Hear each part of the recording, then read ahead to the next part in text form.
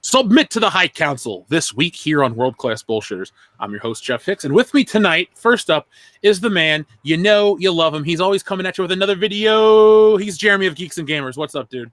What's going on, everybody? Happy to be here. Happy for another week of the High Council. Now, folks, you're reading the title correctly. It does say ComicArtistProSecrets. Ethan is going to be here. He had something not pop up that's going to keep him from the show for long. He's just finishing up something. We've talked to him fairly recently, so everything's good on that end, and we'll just wait for him to show up.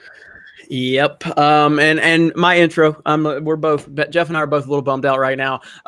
Friend of the Fandom Menace, one of the most important members of the Fandom Menace. That Star Wars girl Anna. If you're not on Twitter, it was earlier today. She tweeted out some stuff. I'm going to share to you the tweet that she sent out, and let me see right here. This is the tweet that she sent out. This is my little sister. Her birthday is today. She's 22. I woke up to the news that she's missing. My brother and I are trying to figure out a way to track her through her phone, but I'm still scared and insanely worried.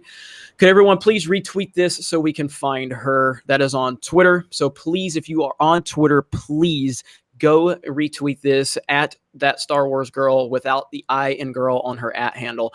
This is the tweet that she's asking for everybody to retweet from Emily. That's EMMILY5M. And this is their sister Ellen. And so if you guys can do that, really would appreciate that. Anna's a good friend to both Jeff and I, and it's just I've been doing all I can today. So has Jeff, so has everybody. Everybody's been reaching out to me asking me if I heard from her, and I haven't really. But no updates as of now. But please just do anything you can to support her. Send positive tweets and positive messages. Retweet. Like I said, it doesn't. It doesn't. We don't know any tweet you can send out. Anything you can send is positive because. Like right there, I said this. Every tweet that Star Wars Girl sends out right now is important. Please retweet, share, and comment to help her find her sister. You never know who will see it, so give it a shot. Everything helps. So there you go. So thank you to everybody that has supported her and continues to support her. We do appreciate it. Yeah, the minute I saw it, I retweeted it, and I've just been trying to – I talked to her. So once we find out, folks, she'll obviously tell everybody. So just thanks in advance for helping her because, she really needs your help right now. Yeah, definitely. So I'm knocking stuff over all the time. I've got so many windows open now. Go ahead. So I was going to say, speaking of Twitter, man, one of our favorite directors, and by favorite, I mean terrible, it seems like he's having another meltdown on Twitter. Now, I'm a little late to the party, Jeremy. So before you, before we get into what's going on, give me a quick summary of what has happened with our friend, round-headed Ryan Johnson. And real quick, let me backtrack just a minute because Tom King just made a good point to show the car that they are sharing because that will help. So let me screen share again. Screen share. That is So that's the car that her sister was last seen in, I believe. And so anyway, just take a screenshot of that if it helps. Share that on your own social media, your Facebook, your Instagram, whatever you can do. Anything and everything helps. Support helps. Positivity helps. Sending positive messages helps. So anyway, there you go. Thank you for that, Tom. Appreciate you giving me a heads up on that. All right, so we want to talk about our favorite director, Ryan Johnson. Oh gosh, so you have been busy, so you're not familiar with this. No, I'm at the end of the comic, so this is all news to me. Yeah, and so basically, Ryan Johnson is a miserable human being. We're all aware of that. That's not a surprise to anybody that's been paying attention to any of this. So the other day, it seemed like Ryan Johnson was finally having this breakdown, and you all should be aware of Stephen Wayne art. So I'm going to do a screen share. Boom, boom, boom. So Stephen Wayne art tweeted this out because basically Ryan Johnson is thanking someone for just trolling people, telling them how much they love The Last Jedi and yada, yada, yada. And down here, Ryan Johnson responds. And then he basically accuses this. So anytime you have a Christian father or husband in your bio, that tells Ryan Johnson that you're a bot. What? There's no logic there, Ryan. I don't even understand what the hell he's trying to say. I don't how does that even make sense to anybody? So the funny thing here is that Ryan Johnson got ratioed on this tweet. Ryan Johnson, who has almost 1 million followers, he got ratioed on the tweet. It's got 130 comments to only 45 likes. Stephen Wayne then said, yeah, everyone knows there are no Christians, fathers, or husbands on Twitter. Got 211 likes. And then Ryan Johnson, also a guy you might have heard of, his name's Ethan Van Sciver.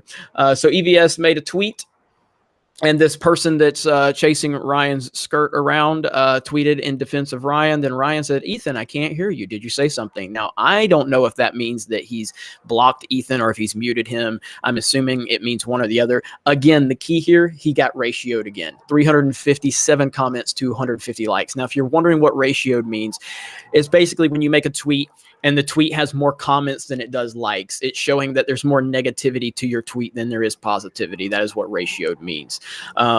So yeah, Ryan Johnson just seems to be breaking down on Twitter. And I guess this is what happens when you don't have the trilogy that you claim you were working on. Remember, he said 4 months ago he's working on a trilogy. Hey, I'm working on a trilogy, guys. What do we have no start date. We have no production notes. We have no stars of it. We have no story. We have no evidence whatsoever that you are, working on this trilogy that you claim you're still working on. So I feel like Ryan Johnson has come to the realization that either A, he's not doing the trilogy, or B, if he does do the trilogy, nobody's going to go see it. Yeah, he is. Let's use a word they always like to use. He is a toxic person. Like, he just mad. He cannot bring positivity to Star Wars. I just don't get how people love what he did or him. He's just angry about everything. He's so off-putting. He really is. He seems like a very miserable human being who really finds joy in just making others miserable, which is what kind of speaks to The Last Jedi. And even what he said, because he said point blank that he doesn't make movies to make people happy. He makes movies to split the audience and split the fan base. And that's never been more clear to me than it is right now by watching his behavior right now. The guy just does not like to see other people happy. He's a very miserable human being. Yeah. I just don't get it, man. Like, what I get and what I enjoy is that he's aware of Ethan, and he's either muted or blocked him because he can't handle what Ethan's brought to his front door, essentially. Because it makes me wonder, do you think people called him round-headed Ryan back in the day, and Ethan just stirred up some old emotion? Like, I'm out of high school, I'm going to go flourish and be this big director, blah, blah, blah. And he did achieve that. He did direct a Star Wars movie. We can't deny that. But it's like the one thing that eats at him is that phrase, and Ethan dug it back up and is making his life a living hell. That idea makes me smile. That's a very good point, and it might be the truth right there that's hitting him right in the round face that he has.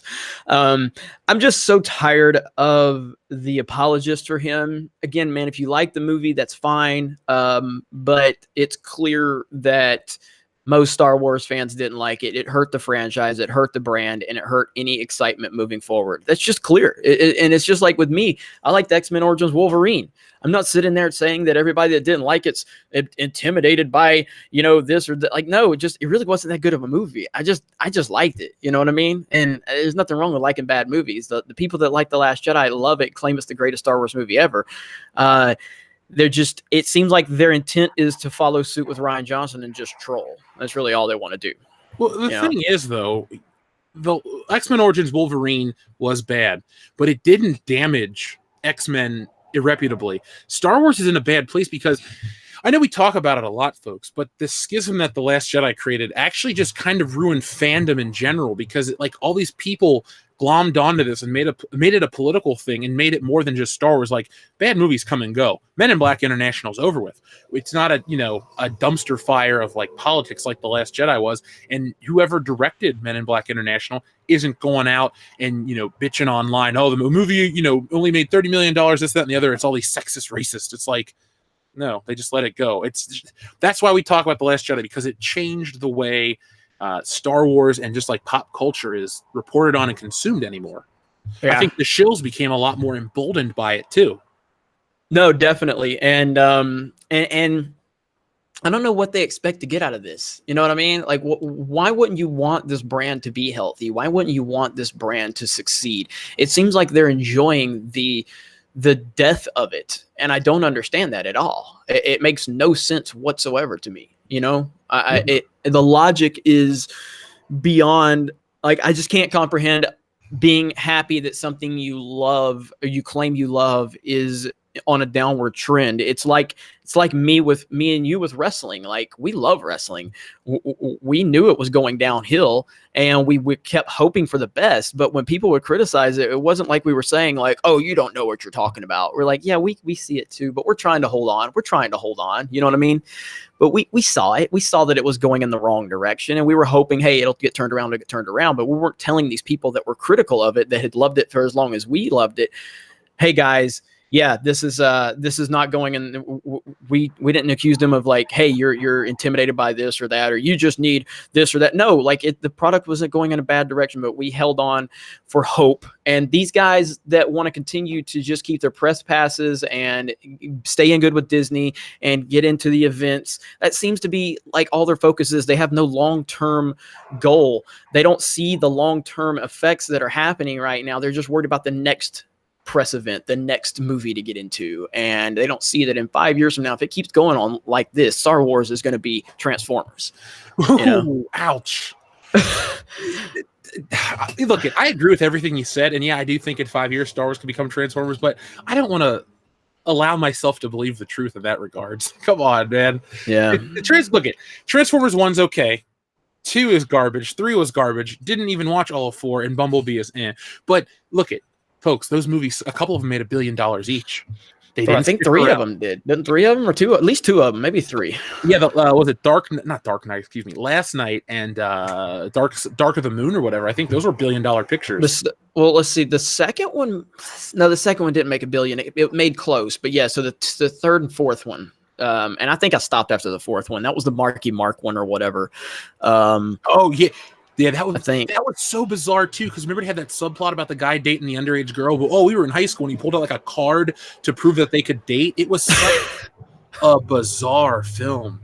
It really was. I really did not like it. I really did not. By the way, folks, we got 1,133 people watching. We got 252 thumbs up. Can we get that up to 1,000? Because if we do, there's a good morning pop culture in it for everyone. A lot of people like the show, even if you don't do it for your fellow Fandom Menace fan. And I kind of want to do it tomorrow because I got a lot of things to talk about. Put it like this: there's so many topics that I want to cover on a good morning pop culture that I can't make into videos, that we could do like a 4-hour show in the morning and it would entertain everybody. So let's get that number up. I see it jumped up almost by 100. So come on, we can make it happen. Lots of people. Yeah, definitely. Smash the melee button. If you're just joining us, I am trying my best to get my head in the game. Jeff and I are both worried about Anna. I gave an update earlier. Anna over on Twitter, she talked about her sister is missing. It's on her sister's birthday, so we just wanted to bring some awareness to that. So one more time, since we have over 1,000 people, I just want to do one more update on that. So there you go. On Twitter, please go follow Anna at that Star Wars girl and retweet this, please, and share any words of encouragement and smash the melee button for her sister. And again, if you're not upset by this, then I don't know if you've been paying attention, but she's one of the most important members of the Fandom Menace. I should have got her on the live stream last week for the High Council for hitting 100,000 subs. We'll probably work on getting her on for the next one over on Geeks and Gamers. And yeah, we're just trying to focus on that. But when one of our own is dealing with stuff, it's hard to completely stay focused. Ethan will be here later. He did notify us that he would be joining us, but he's running a little late because he got something going on with ComicSgate, right? Yeah, something cool. I'll let him tell everybody. So right. So it is. EVS is not sleeping. He's not in pie coma. He's actually doing something productive. And so yeah, man. But it has been a weird week for news. It has been a bit strange for news this week. We're at a point where we're talking about Justin Bieber versus Tom Cruise, for crying out loud. I mean, this is what's going on. I do want to talk to you about a story I don't think you've heard about. Tell me. Lucasfilm fears PewDiePie. What? Yes. So there's this YouTuber. Let me pull up the name of his YouTube channel so I can give him proper credit. And you can go watch this video. I made a video about this on my channel. Isaiah Photo. Okay, there's a YouTuber named Isaiah Photo, and he's not even quote unquote a YouTuber. He just kind of makes YouTube videos for fun in his spare time. He's a professional photographer, and he talked about that he made a few PewDiePie videos during the whole subscribe to PewDiePie thing. You know, they were kind of comedic or whatever, and he had this client that he was working with, and this client, I guess they found out about his personal YouTube channel, and this client then started questioning him about his PewDiePie associations. What is your relationship with PewDiePie? And he's like, what do you mean? He's like, we see that you have PewDiePie content on your channel. He's like, I made a few videos. It's not like I know the guy, but you know, he goes, well, we have relationships with Lucasfilm and Disney, and we don't need to be connected to PewDiePie in any capacity with all of his racism and his sexism. So they ended their relationship with this photographer because he made a fucking PewDiePie video. That's bullshit. Yeah. That is crazy. So it's just nuts, man. Like it's just nuts. How do you get like this? And it shows that Lucasfilm has that type of mentality at their company, where it's all about controlling people's thoughts, everybody's thoughts. You have to think the way we want you to think, or we're not going to do business with you, yada, yada, yada. It's unbelievable, man. Guy's got 98 million subs on YouTube. He's the biggest independent creator on the planet. And they seem to think that he's just running this racist Nazi channel. It's unreal, man.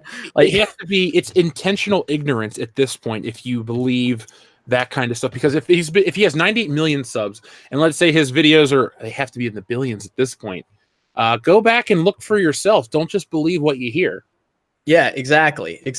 I mean, and this is the thing. Like, I didn't like PewDiePie for a long time just because I saw a couple clips. I was like, oh, this guy's annoying. You know, he's the biggest YouTuber. I got tired of just, you know, his intro, which is funny because so many people hate my intro now. But I used to see his intro. I'm like, God, I can't stand this guy's cringe. And then the Washington Post or whoever it was, Wall Street Journal, I can't remember, made a hit piece on him, an absolute hit piece. They chopped up everything he had to say. They made him sound like he was this horrible person. And I'm like, there's no way this stuff is true. There's no way this stuff is true. And I went and watched his videos. I'm like, actually, this guy's pretty funny. You know, he's actually dropping some red pills. Is this why they hate him? And that's exactly what it is. Like they can't control him, and he's the biggest platform. And so, yeah, even Lucasfilm is at a point where they are severing business ties with independent photographers because they made a goddamn PewDiePie video on their personal YouTube channel that's not even part of their company or their professional life. This is where we're at. Well, the thing is with Lucasfilm, now, folks, cheap plug, I got a video about the whole Michelle Rejoin thing coming out on Thursday. Not because I'm late to the party and I'm trying to get views, because there's a bigger problem with Lucasfilm and a lot of entertainment, and I think this bounces off your PewDiePie point. And Lucasfilm and a lot of Hollywood, they insulate themselves into like a certain belief, a certain set of ideals, and they're at a point now where they're so out of touch with reality, they're almost like not worth working with, if that makes sense. Like if you're, let's say this photographer guy, I think he'll be okay in the long run. Yeah. There's just a lot of stuff at Lucasfilm that it's like, basically the way, Spielberg and Lucas brought in Kathleen Kennedy type of thing, and their ideals in a way mixed with hers. Now J.J. Abrams and this new woman and those ideals. It's basically like the same mindset is going to be like carry on in Hollywood and Lucasfilm for the next, I don't know, decade or so. And as we've seen, it's very anti-consumer and very anti-fan. And you would think the last thing you want as an entertainment company is to be anti-fan. That's where your bread and butter. That's where your bread's buttered. I mean, that's where it comes from. There's nothing else besides the fans, not investors, not this or that. Because like, if your shit doesn't sell, you go out of business. You go away.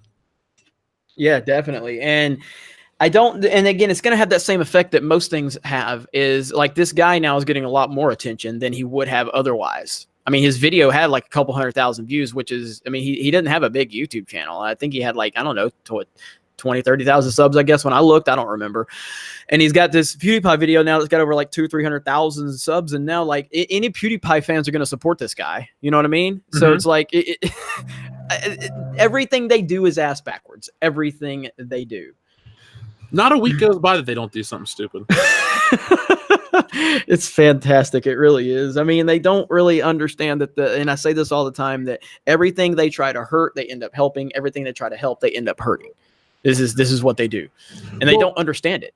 Well, in a moment, I mean, I'm going to read some of these super chats because we're getting backed up, but there's a topic I actually wanted to cover in terms of Lucasfilm about that video game violence. Have you heard that story? I haven't heard much about it. I was planning on covering that later tonight, but I'm game to hear it because you're talking about from Fallen Order, correct? Yeah, like I said, we'll make a parallel. If I had time, we'll talk about it tomorrow on Good Morning Pop Culture, folks. Hit that thumbs up button for that. First, wait. He's finally here. He's here. Hi, gentlemen. Hello. Hi, Council. It's Ethan Van Sky for Comic Artist Pro Secrets. It is a pleasure to be here, even if I am tardy. I'm tardy again, guys. I'm tardy. Well, I'm repeatedly tardy. That's all right. You told us in advance. That's the difference tonight. Oh, I see. But what would you call it, Jeremy, if somebody were tardy over and over again? Let's say that I was tardy last time and I'm tardy again now. What would you call my tardiness? Consistent tardiness. You wouldn't call it. Okay. All right. You're consistently tardy, so I give you credit for that. All right. It's good to be here. Anyway, what am I missing? I'm sorry. My meeting ran over a little bit, but I got over here as soon as I could. That's all good, man. We were just filling the listeners in about the Anna situation with her sister, which we've all seen you retweet and we've retweeted.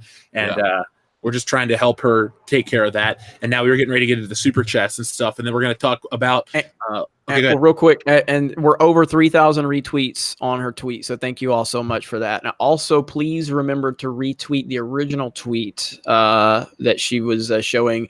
That one has 2,300 retweets. So either way, both are awesome, supportive. Appreciate it. All right, go ahead, Jeff. My bad. Oh, no, it's fine. That's more important than anything else, honestly, right now at this point. Our friend Darth Vader's disembodied charred phallus says, I used to have a seat on the council. It was the worst. I was next to a couple of nuts in a legitimate butthole, and they didn't even grant me the rank of master. It was absurd. It wasn't fair. Have you ever seen that guy on social media? Which one is this? Darth Vader's disembodied charred phallus. I don't think so. Not? Oh, I've seen him. Yeah, that guy's awesome. He's on Burt hot dog with a Darth Vader helmet. What a pleasure to interact with that gentleman. He's on all our podcasts, and every time he makes us laugh. This dude's awesome.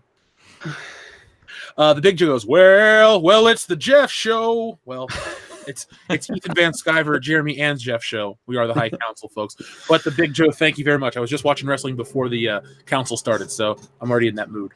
Hey, real quick, we haven't really updated everybody because I know, and I don't want to get too far into this, but last week we mentioned that we were going to have an announcement. We're going to have to postpone that for another week because we're still working on the details, so we don't want to leave you guys hanging on that. This week went by so quick, didn't it? Yeah, it did, and a lot was going on, so we want to just go ahead and acknowledge that we do have an announcement to make. Probably going to wait until next week because we're trying to get everything situated and structured just so we can roll everything out correctly for you guys. So there you go. It's definitely worth it too. Like, it's not like it's a something small. It's worth the wait. So yeah, definitely. Chris Wicks, Nerdrotic is live streaming Anna's sister right now. Wait, what? I think Nerdrotic is streaming about Anna's sister because I checked that out when I saw that super chat come in. He says Gary's on there saying, "Help that Star Wars girl find her sister is missing since 6/23 of 19." Okay. So, he is off. Well, okay. Get it. See if he. Yeah, and I would actually, just for the heck of it, I don't know what she's doing, but and maybe she needs to get her monitor. You can send her a link too, just for the heck of it. Like, I don't know what she's. You send her that one. I'll send it to Gary. You guys okay? I don't want her to think I'm trying to. I got you. But yeah, Gary, actually, dude, I'm gonna tell you guys off air because I can't announce it on the air. But please, after we get done, I got to tell you guys who I'm gonna have on the channel soon. But I can't announce it publicly yet, so just remind me. Ryan Johnson. I wouldn't even watch at that point. I might unsubscribe. I'm just saying, dude.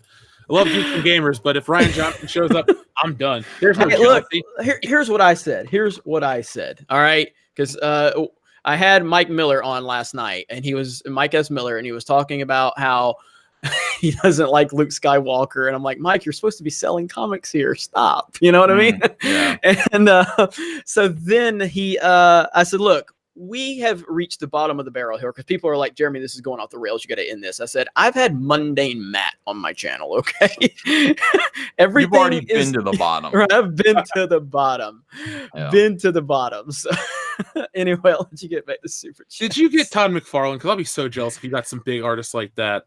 No, not Todd McFarlane. Not Todd McFarlane. I might have gotten this guy named Ethan Van Sciver. Ethan, one day I want us to interview him. That'd be a lot of fun. I just want to be there in the room. Todd McFarlane? Sure, yeah, we're friends. I know, the big names. Yeah. Algorithm, cool screen name, says, every day we grow. Come get your boy, Ruin. And he has a high five emoji. Swinging Cod says, any news on Anna's sister? Swinging Cod, we have been updating everybody. We'll continue to update everyone throughout the show. As soon as we hear something, we will let you guys know. And thank you for everyone getting involved and being concerned. Yeah. Grand Inquisitor says, Jeff, did you get my email about Streamlabs? I did not. I will check it. Usually Kendo is responsible for the emails, but I haven't heard anything from him, so I'll have to fire him and then go check the emails myself. Mark C says, EVS.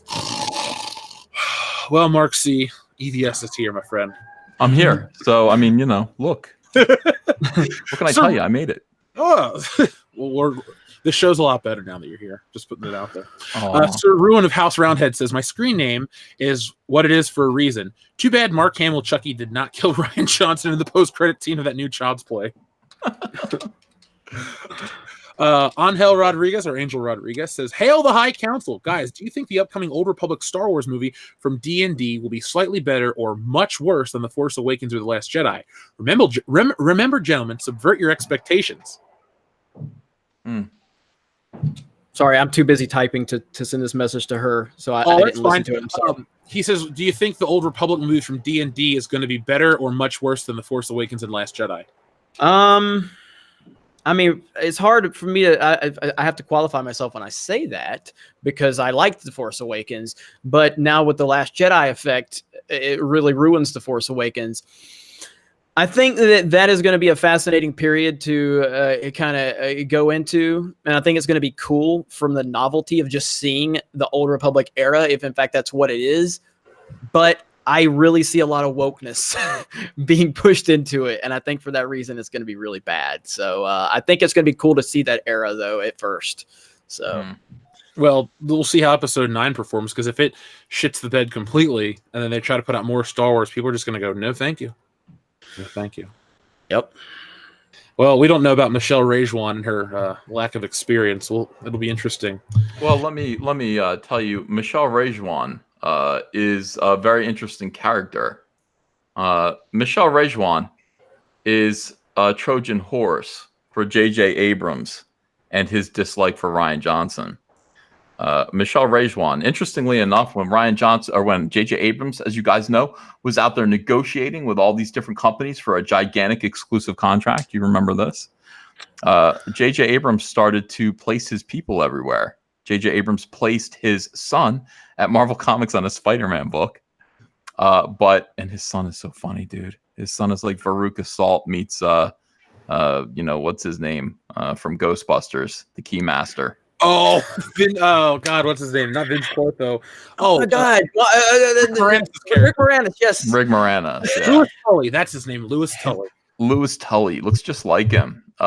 So J.J. Abrams did that, but the other thing that J.J. Abrams did that we didn't notice, and I'm not saying Michelle's going to be great. She's not. She's going to suck. But what she is she's J.J. Abrams, who does not like Rian Johnson putting his person in charge of all of the film and television production work at Lucasfilm, exerting his will, essentially, a secret agent, a mole within Lucasfilm, to fire Rian Johnson's round head out of the fucking planet. I am so excited about this. And I know that that's why Rian Johnson has been salty about me. I know, because Rian Johnson watches all of my videos. He watches all of them. He called me by my first name, guys. He did. Sounded like an obsessed fanboy to me. Yeah, he likes me a lot. I don't blame him. I have a lot of fans. Not a lot of people are calling for me are saying that I ruined a franchise. Most people are saying Ethan really helped Flash. Flash is a TV show because of Ethan's work on Flash Rebirth. Ethan really helped build up Green Lantern and the Green Lantern Corps. Ethan created the Red Lanterns and the Yellow Lanterns and the Blue Lanterns and the Orange Lanterns. What else, guys? The Purple Lanterns, the Black Lanterns, the White Lanterns.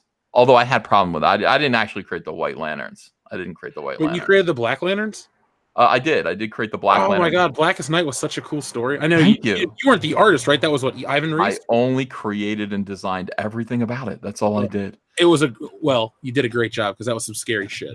Thank you. I did not create the white power ring. I just want to make that clear to some of my enemies out there, some of you weirdos. But I did create the black power ring, interestingly enough. So I have not ruined any franchises. Every franchise I have touched has become absolutely golden. I've blessed everything that I've ever been associated with. And that is why Rian Johnson looks at me with envy. Rian Johnson looks at me with envy and malice and jealousy. Rian Johnson looks at me the way the Martians in War of the Worlds looked at planet Earth from a distance with lust and envy, greed. Because everything he's touched, he's destroyed. And everyone despises him. So I don't blame him for being salty at me. Indeed, it makes perfect sense. But Rian Johnson, you should know, yelling at me on social media isn't going to get you anywhere. The Fandom Menace is strong. The Fandom Menace stands behind me, as they do Jeff, as they also do the Jeremy and his Army. We will Rise up, destroy you. Army. Rise up, Jeremy. Hashtag Army. Rise up. And we crushed him. Did you see the ratio? Oh, yeah. I talked about it when we went live. When we went live, I talked about the ratio on both tweets. This guy, he's got millions of followers. He's huge. You know? And he can't get any support. He can't get any support. That's the hilarious part. And even Stephen Wayne Art, who's got at the time he had about 1,200 followers, even he ratioed Ryan's tweet. You know, it's awesome. Hilarious. Good times. So in any case, I believe that's the reason why, guys. In case you're wondering, like, why is Rian Johnson acting like a nutty nut? Here's why. Here's why he's acting like a fruit bat. Because he knows J.J. Abrams installed his personal secretary as the VP of television and movie production at Lucasfilm, and his time has now ended. There will be no Rian Johnson trilogy. Thank you, J.J. You did one thing right. You did one thing right. Yeah. Amen. Amen. Amen.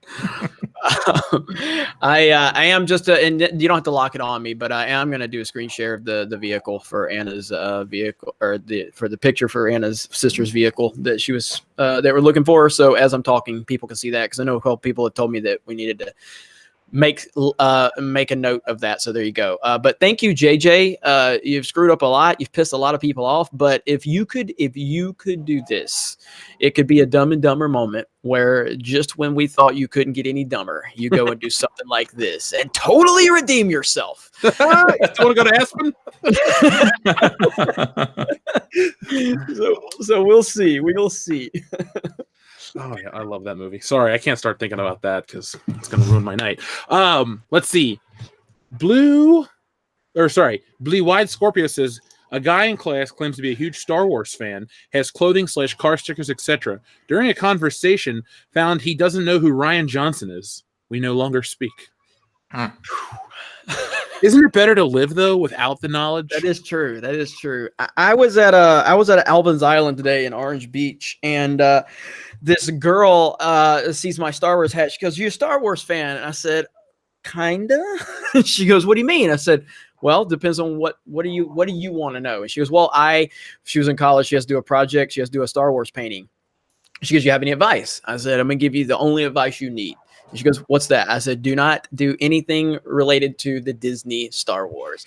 And she goes, "Oh, you mean the latest films?" I was like, "Yes. Don't even acknowledge their existence. If you do that, you will be in great shape." So I think that I have helped humanity out in a great deal today, just because there's going to be an entire group of college kids that are going to see Star Wars for what it really is and not the garbage that Disney has given us. So I'm feeling pretty good about myself right now. Saving it one fan at a time, Jeremy. That's it, man. You got to do it that way. You got to do it that way. And smash the melee button, guys. Do it for Anna's sister. Do it for Good Morning Pop Culture. We are at 667, which I'm good. We got one over that. The Rian Johnson number, we passed it. And somebody asked me earlier, give them some advice for a job interview. I don't remember who that was, but I would say the best thing you can do is make sure you don't have your penis hanging out. That's pretty much it. It's pretty good. It's pretty good. You know, I've assuming had that you can't help that. Right. That's true. Because it hangs out the bottom of your pant leg. Well, let me take that back. Okay. Depends on the job you're going for, too. Yeah. To qualify that. But this is the High Council. I'm trying to keep it somewhat PG-13. So get back to me on a Geeks and Gamers live stream when I'm solo, and I will give you a more detailed answer. Well, real Excellent. quick, our friend Bruce Lombardo says William Shatner retweeted Anna's "Help Me" tweet. Oh, wow. That's according to Bruce I got Lombardo. some bad news about that. I heard from somebody who was in the know. That's not William Shatner. That's his daughter who runs his account. I am Really? so deflated about that. That's not even the real William Shatner. That's his daughter. Let's see. Well, even if that is the case, still of 200, how many? 2 million people? Yeah. You know, Yeah. 2.5 million people saw the tweet. So let me see if I'm trying to find it. Does he have me blocked? I don't know. I No, doubt. he doesn't. He doesn't. So Why would he have you blocked? You're a hero. I don't know. He did. He retweeted. He retweeted Anna's tweet. That is amazing. Well, thank you, William Shatner. Yeah, that is. I guess- I'm awesome. sorry, everyone. I guess the stuff we had said really kind of, rubbed. I guess, searching out who the Fandom Menace was yeah. a positive thing. Yeah, Yeah. let's see. 5 minutes ago, he retweeted it 5 minutes ago. Oh, yep. And dude, he just tweeted it to Mark Hamill. Shatner just tweeted it to Mark Hamill. That is Holy huge. Let me see this. Let me show you guys this. Hang on just a minute. So let me Shatner. All right. All right, I'm pulling his page up, so give me just a minute. Right here, he said, let me go to tweets and replies. Look here. Hamill himself retweet and he's got the emoji right there. Is that not beautiful right there? That is awesome. Amazing. I'm retweeting that. Holy crap, dude.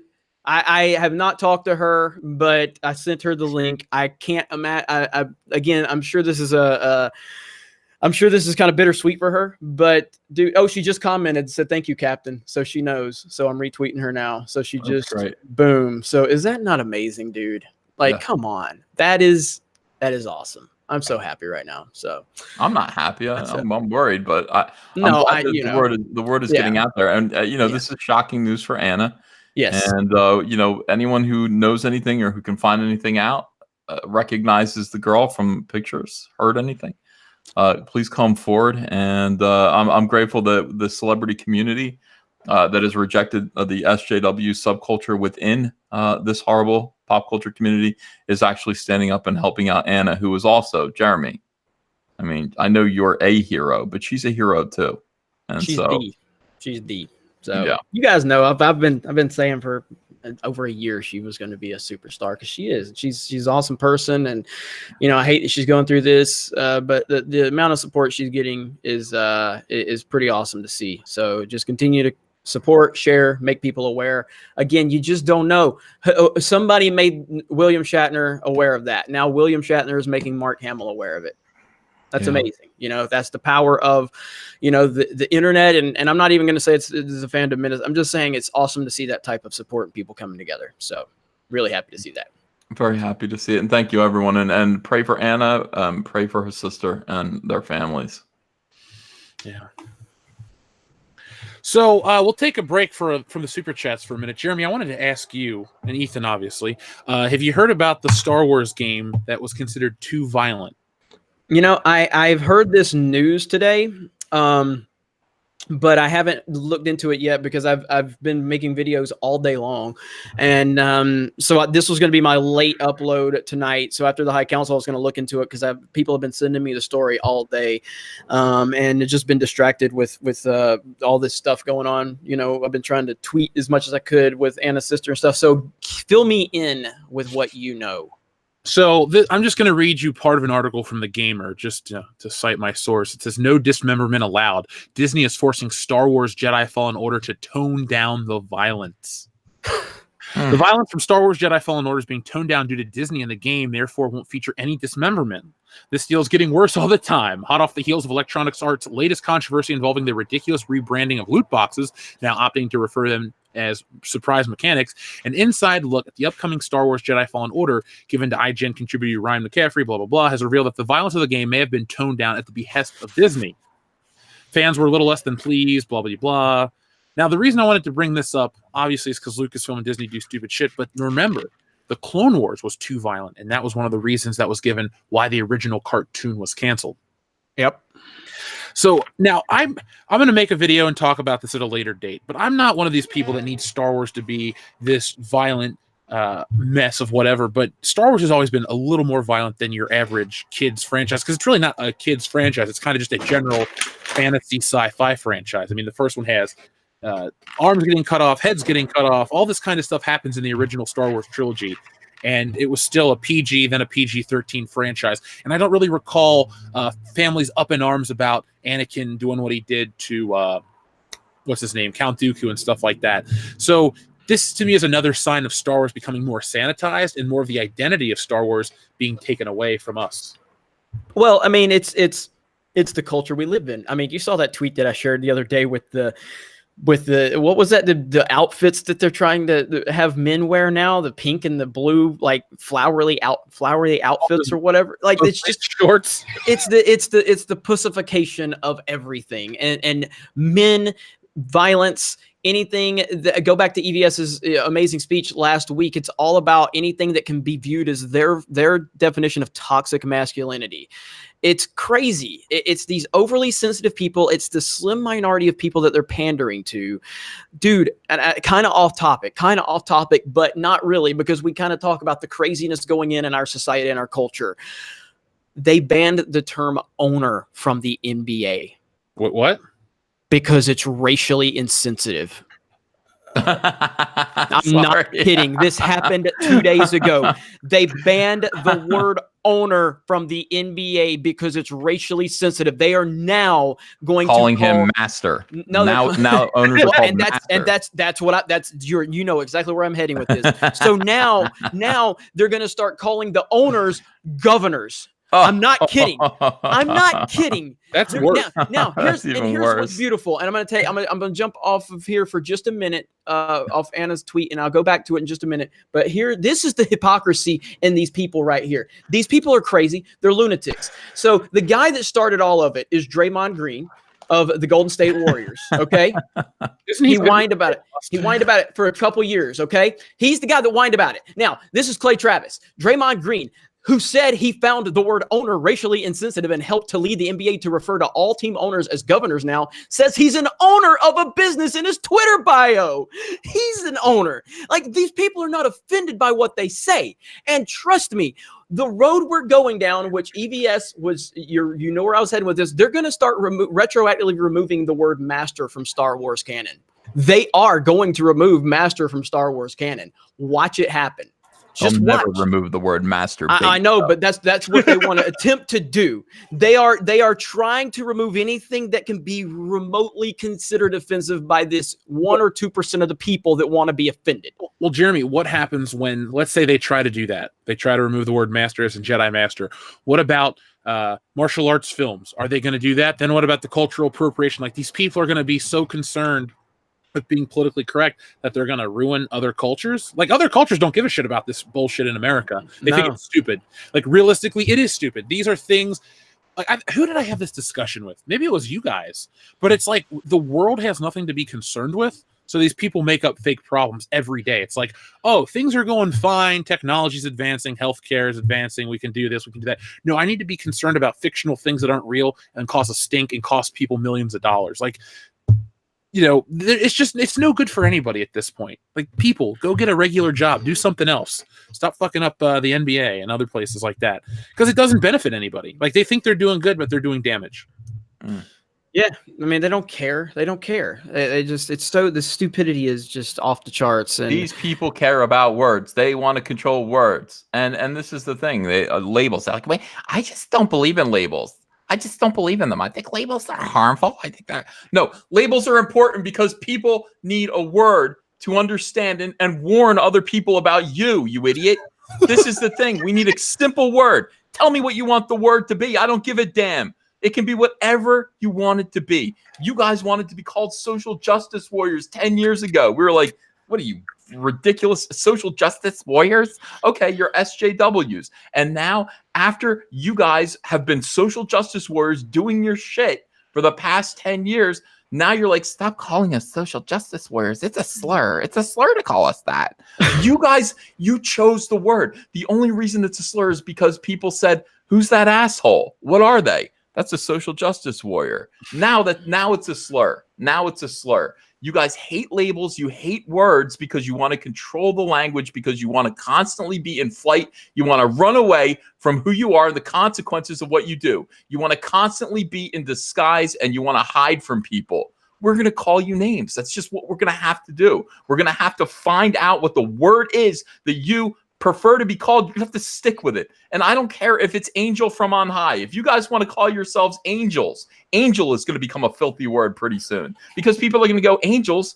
Aren't those the idiots that try to cancel culture people and destroy their lives? Aren't those the idiots who make everyone change words in the NBA? Oh, angels suck. Angels are dickheads. That's what's going to happen. And I'm tired of it. And Jeremy is tired. Jeremy's even more tired of it than I am. And I'm falling off my goddamn chair. How much more of this are we going to tolerate, Jeremy?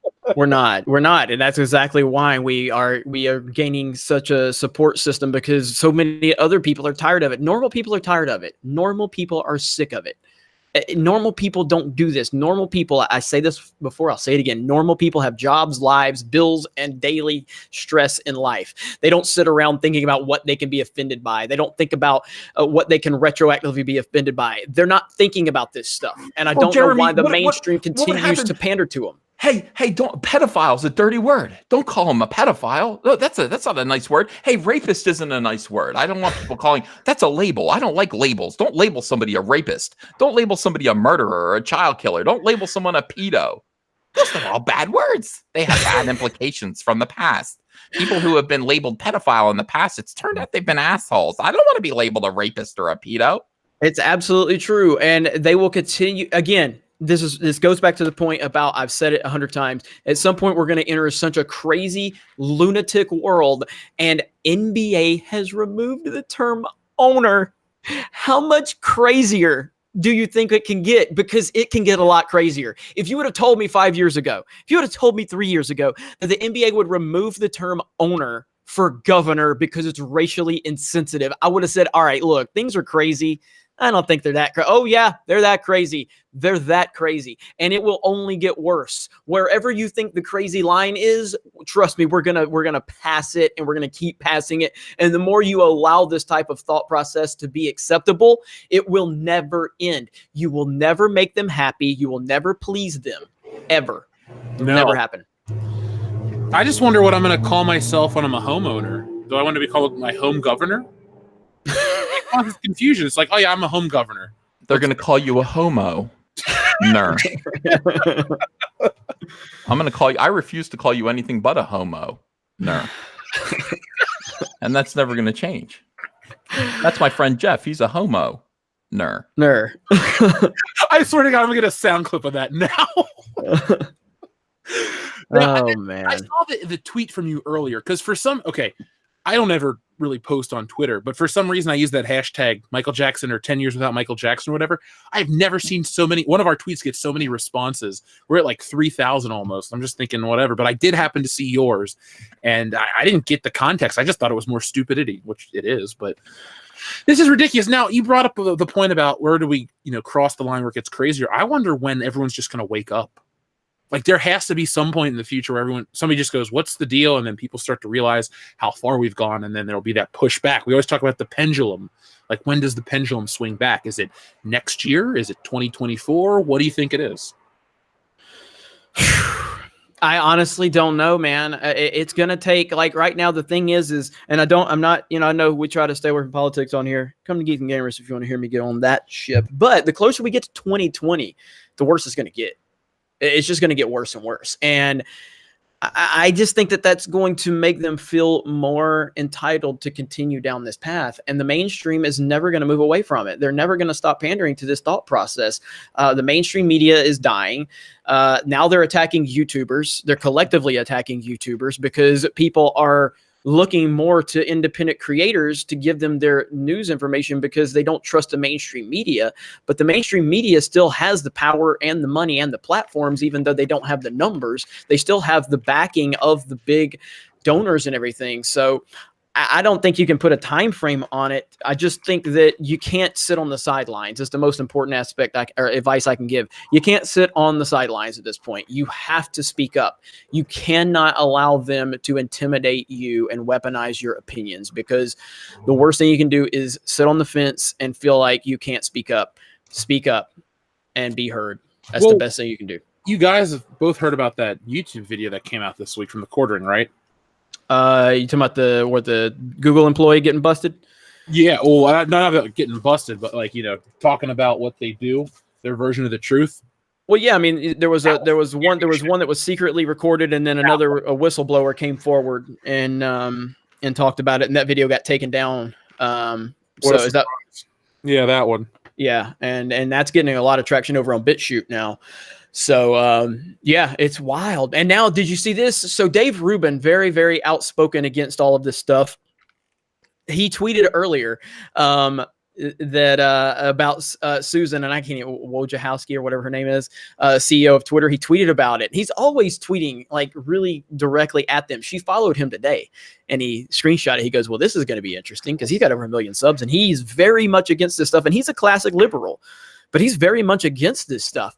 So the fact that she followed him and she followed Ben Shapiro. Now, I don't know if she's just recently followed Shapiro or if that was new with her following Rubin, but it's going to be interesting if she talks to Rubin. It's going to be very interesting if she talks to Rubin, because I think that they realize that this is picking up a lot of steam right now with this Google situation, and they need to explain themselves. They really do. Can I tell a story? Please.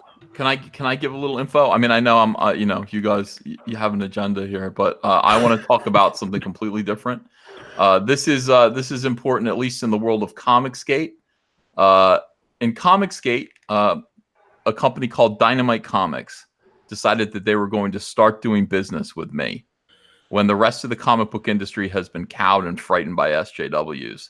They said, yeah, we'll do some business with you. You want to do a Vampirella variant cover and sell some Vampirella variant covers? I said, yeah, I'd love to. I'll put Cyberfrog on them, and I'll turn them over to ComicSgate, and we'll see what they do.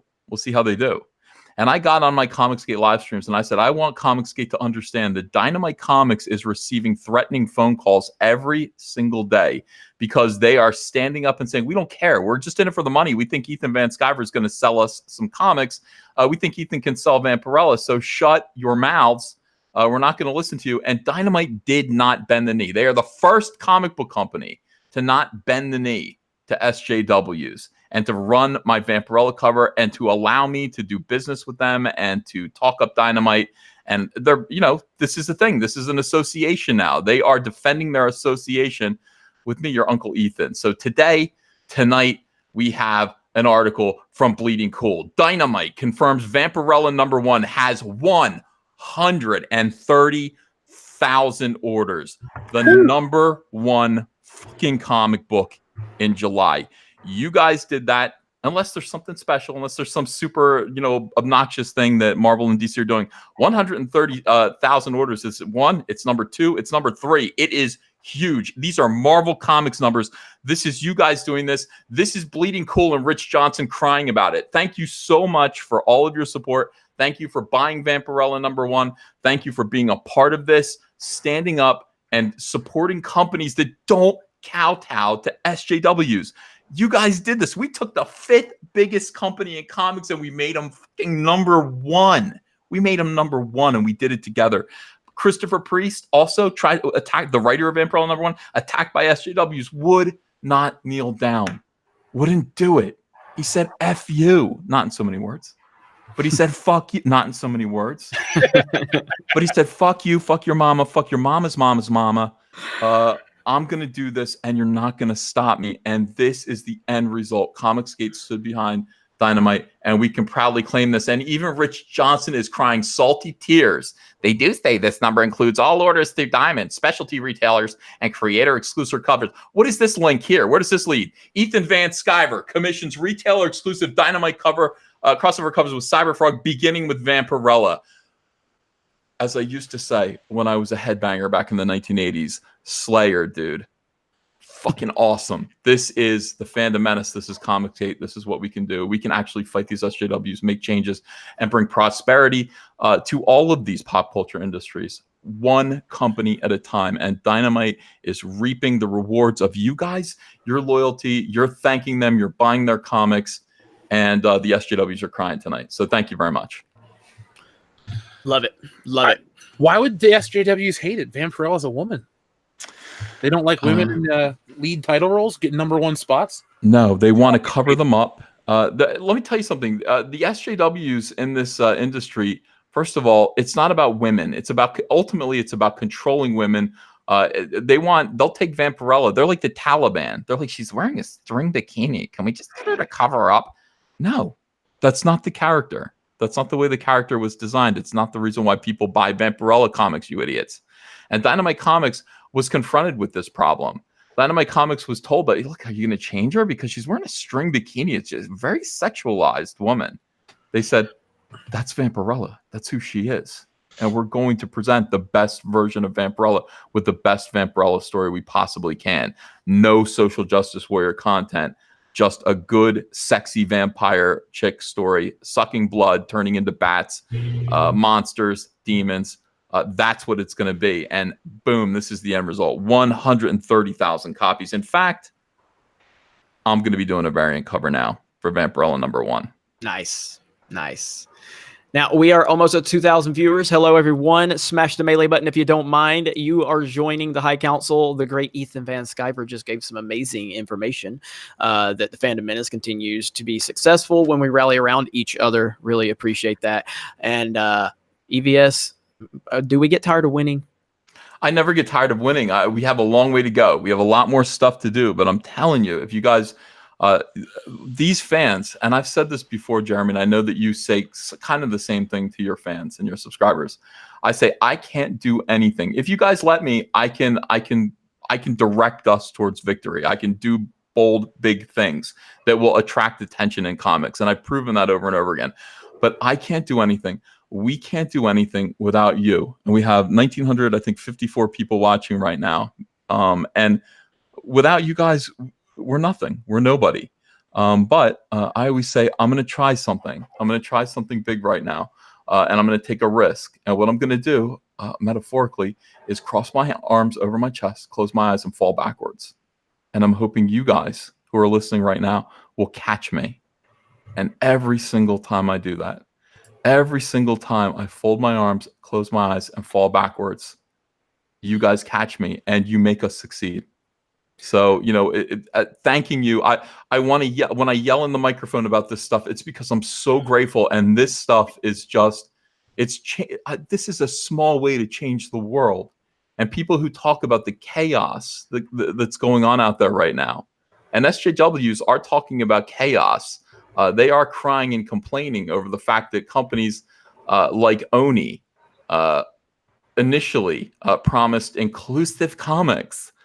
They promised inclusive and diverse comics, but Oni tried that and failed. And then amid chaos, according to this Daily Beast article that I'm looking at now, let me just fling this your way real quick. Sorry, I don't mean to turn this into a comic chat, guys. Oh, you're fine, man. Okay, I apologize. But amidst controversy, amidst chaos, Oni Press promised inclusive comics. Then, amid chaos, it shut out marginalized employees. This is a bunch of SJWs crying over the fact that their blue hair and their big fat land whale asses and their soy boy spectacles weren't enough to ensure their continued employment at a comic book company called Oni Press. Even before the merger led to firings of queer women and women of color. Ex-employees describe a chaotic, at times hostile work environment at Oni Press. That's what it's like when you're going out of business because your employees that you hired completely because of identity politics reasons cannot produce a sellable product. This is the difference between Comicsgate, and this is the difference between the SJWs out there right now who are destroying the comic book industry. Let me just contrast it. These guys are all complaining, these weirdos, these blue-haired, green-haired, let's unionize the comic book industry. We demand free housing. We demand, a minimum wage for writing comic books. from Marvel Comics, which can't even afford to keep its lights on. They have their employees bringing their own toilet paper. If you have an office by a corner at Marvel Comics right now, you're not allowed to turn on the lights. You have to open the windows. They're broke. And you idiots think that you're going to get free housing to write comics? And here's what happens. Here's the end result. Oni Press just finally goes, we can't carry all of these worthless soy boys anymore and these blue-haired land whales. We can't afford it. Oh, they're queer women and women of color. Get out of here. Get out of here, because the color that we're experiencing right now is red. We are in the red. We are losing. We're failing. Get out of here. And you can complain about it all you want. But one thing that you guys seem to have forgotten, if you ever knew it, because you don't seem to have learned it, you idiots, is that it's all about selling product. It's all about making money. It's all about people out there buying, becoming interested in the product that you are promoting so that they want to consume it, they want to own it, they want to purchase it. You are not producing that. All you are producing is grief and identity politics bullshit and agony and chaos at work. And now you're all out on your asses. And in the meantime, how's Dynamite Comics doing tonight? EVS is cursing a lot, and I just want to say I appreciate it. I'm sorry. Remember the name of this channel. Yeah. Hey, we're officially Google approved. We have the blue check mark. They went through. Oh my God. I'm so angry lately. How is Dynamite Comics doing? I'm angry because we're winning, actually. That's the weird thing about it. Now that we're winning, I'm like kicking them down into the hole. Like, I'm like, all you guys, get down and stay down. Dynamite Comics confirms Vampirella #1 has 130,000 orders. Those guys are over there drinking champagne, and I promise you nobody is getting fired. In the meantime, get woke, go broke once again. Vertigo Comics closes down because of a bunch of SJWs. Oni Comics fires everyone, like I recommended they do last year. I said, fire these people. And everyone said, how could Ethan say that? How could he say fire these people? People do what I want.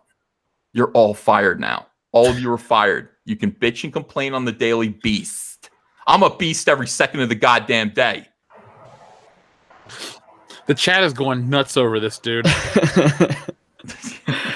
I'm loving it. I'm loving it. We sent a link to Nerdrotic to join us, but he hasn't responded back yet. So, by the way, folks, we need 40.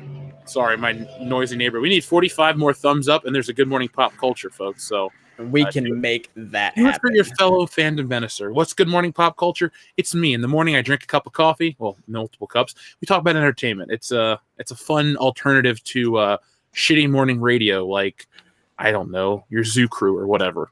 Oh, yeah. Yeah, I love doing it. I've got a question for you guys, and I've been really confused. Why hasn't Brie Larson shared her friend Samuel L. Jackson's movie on Twitter, his Shaft movie? What's going on there? Are we not supporting? That's weird. Are we not supporting predominantly black-led films with a black director now? What's going on there? That's odd. So it's kind of odd. It's a black director. Yeah, it is. I thought it was directed by Tim Story. Is it not? Is it him Story? I thought Tim Story directed this movie. I could be wrong, but Tim Story also directed the Fantastic Four. So let me see. Well, either way, it's a predominantly black film, and I just don't know why Brie Larson's not supportive of her friend Samuel L. Jackson. It's almost like she would only be supportive if it fit the narrative she wanted. Can I tell you guys something horrible that happened to me this week? You saw Captain Marvel? Well, it's worse. I don't think so. One of my listeners, one of my listeners that I think so highly of, sent me a Captain Marvel action figure. Oh, these sons of bitches. I know. I opened it up and I was instantly disappointed. It came with the cat and everything. The crazy cat lady version. But another listener sent me a bunch of poop emoji icons as like keychains. So Captain Marvel now wears one over her neck because she is the queen of turds. But I just wanted to put that out there. When you bring up Brie Larson, in my hand is a Captain Marvel action figure, and I'm very disappointed in you, Salvador. I know you're listening right now. Oh man! Tim Story is black. Yeah, I was going to correct you both. Yeah. I mean, I don't understand why you are unaware. Well, I mean, my first of people all, color brothers. I was, because I made a video on this topic, but I questioned it because Jeff is black, at least like Barack Obama black, and so I mean, I wasn't gonna try to pull rank on him on there because I'm like, well, maybe I'm wrong, but I didn't realize Tim Story was black. I just know that his movies aren't that great, so I never thought of the man by his skin color. I thought of, well, here's his filmography: Fantastic Four, Fantastic Four, Rise of the Silver Surfer, Ride Along 1 and 2. Yeah. You know what though? Here's the thing that people are gonna hate about it, man. Well, they're gonna hate when I say this. I saw Fantastic Four, the drive-in movie. I went to the drive-in movie theater and I sat in the dirt, like in front of my car, and watched it like that on a big screen at night. I had a good time. I don't know if it was a good movie. I don't remember, but I really enjoyed watching any movie in that way. I had like the sound blaring from behind me, like off my car stereo. I mean, that's a great way to watch a movie. So I might be prejudiced against for Fantastic Four. There's 3 different Fantastic Fours. 2 of them had Tim Story. Which one did you see? Do you remember? The one with Silver Surfer? The latest one where Human Torch was black. Oh, that's not Tim Story. Yeah, that's not Tim Story. That was Josh Trank. That was a terrible film. He got fired over his bullshit behind the scenes. And because wasn't he supposed to do Rogue One before then? Boba Fett. Oh, it was Boba Fett, okay, and then he got fired because Josh Trank was viewed as like an upcoming Hollywood director because he did, what was that movie he did before Fantastic Four? Chronicle, and everybody loved Chronicle because it was a low budget, science fiction movie. And then he came on to Fantastic Four. I think it was more of the studio's fault than his, but either way, he took the blame for it, and then his career pretty much went down. Then he went on Twitter and went off about everything. That really killed me. He came out. Yeah, but I look, I like X-Men Origins Wolverine EVS, so I have no leg to stand on. Oh, damn! He did this. He did the first 2 Fantastic Fours. I got it. Yeah. They're okay. Well, hey, they had Jessica Alba in them, so that's an automatic like 7 out of 10 just on her being in the film alone. So I mean, the thing was pretty cool. I liked that they didn't go CGI. I just didn't like the actual design of his mask, but they got him wrong. They didn't put this big. Where's his big eyebrow ridge? That's what I was just about to say. He needed the big prominent brow. But other than that, but I did like the actual like Michael Chiklis performance. I thought he sounded like I would think the Thing would sound.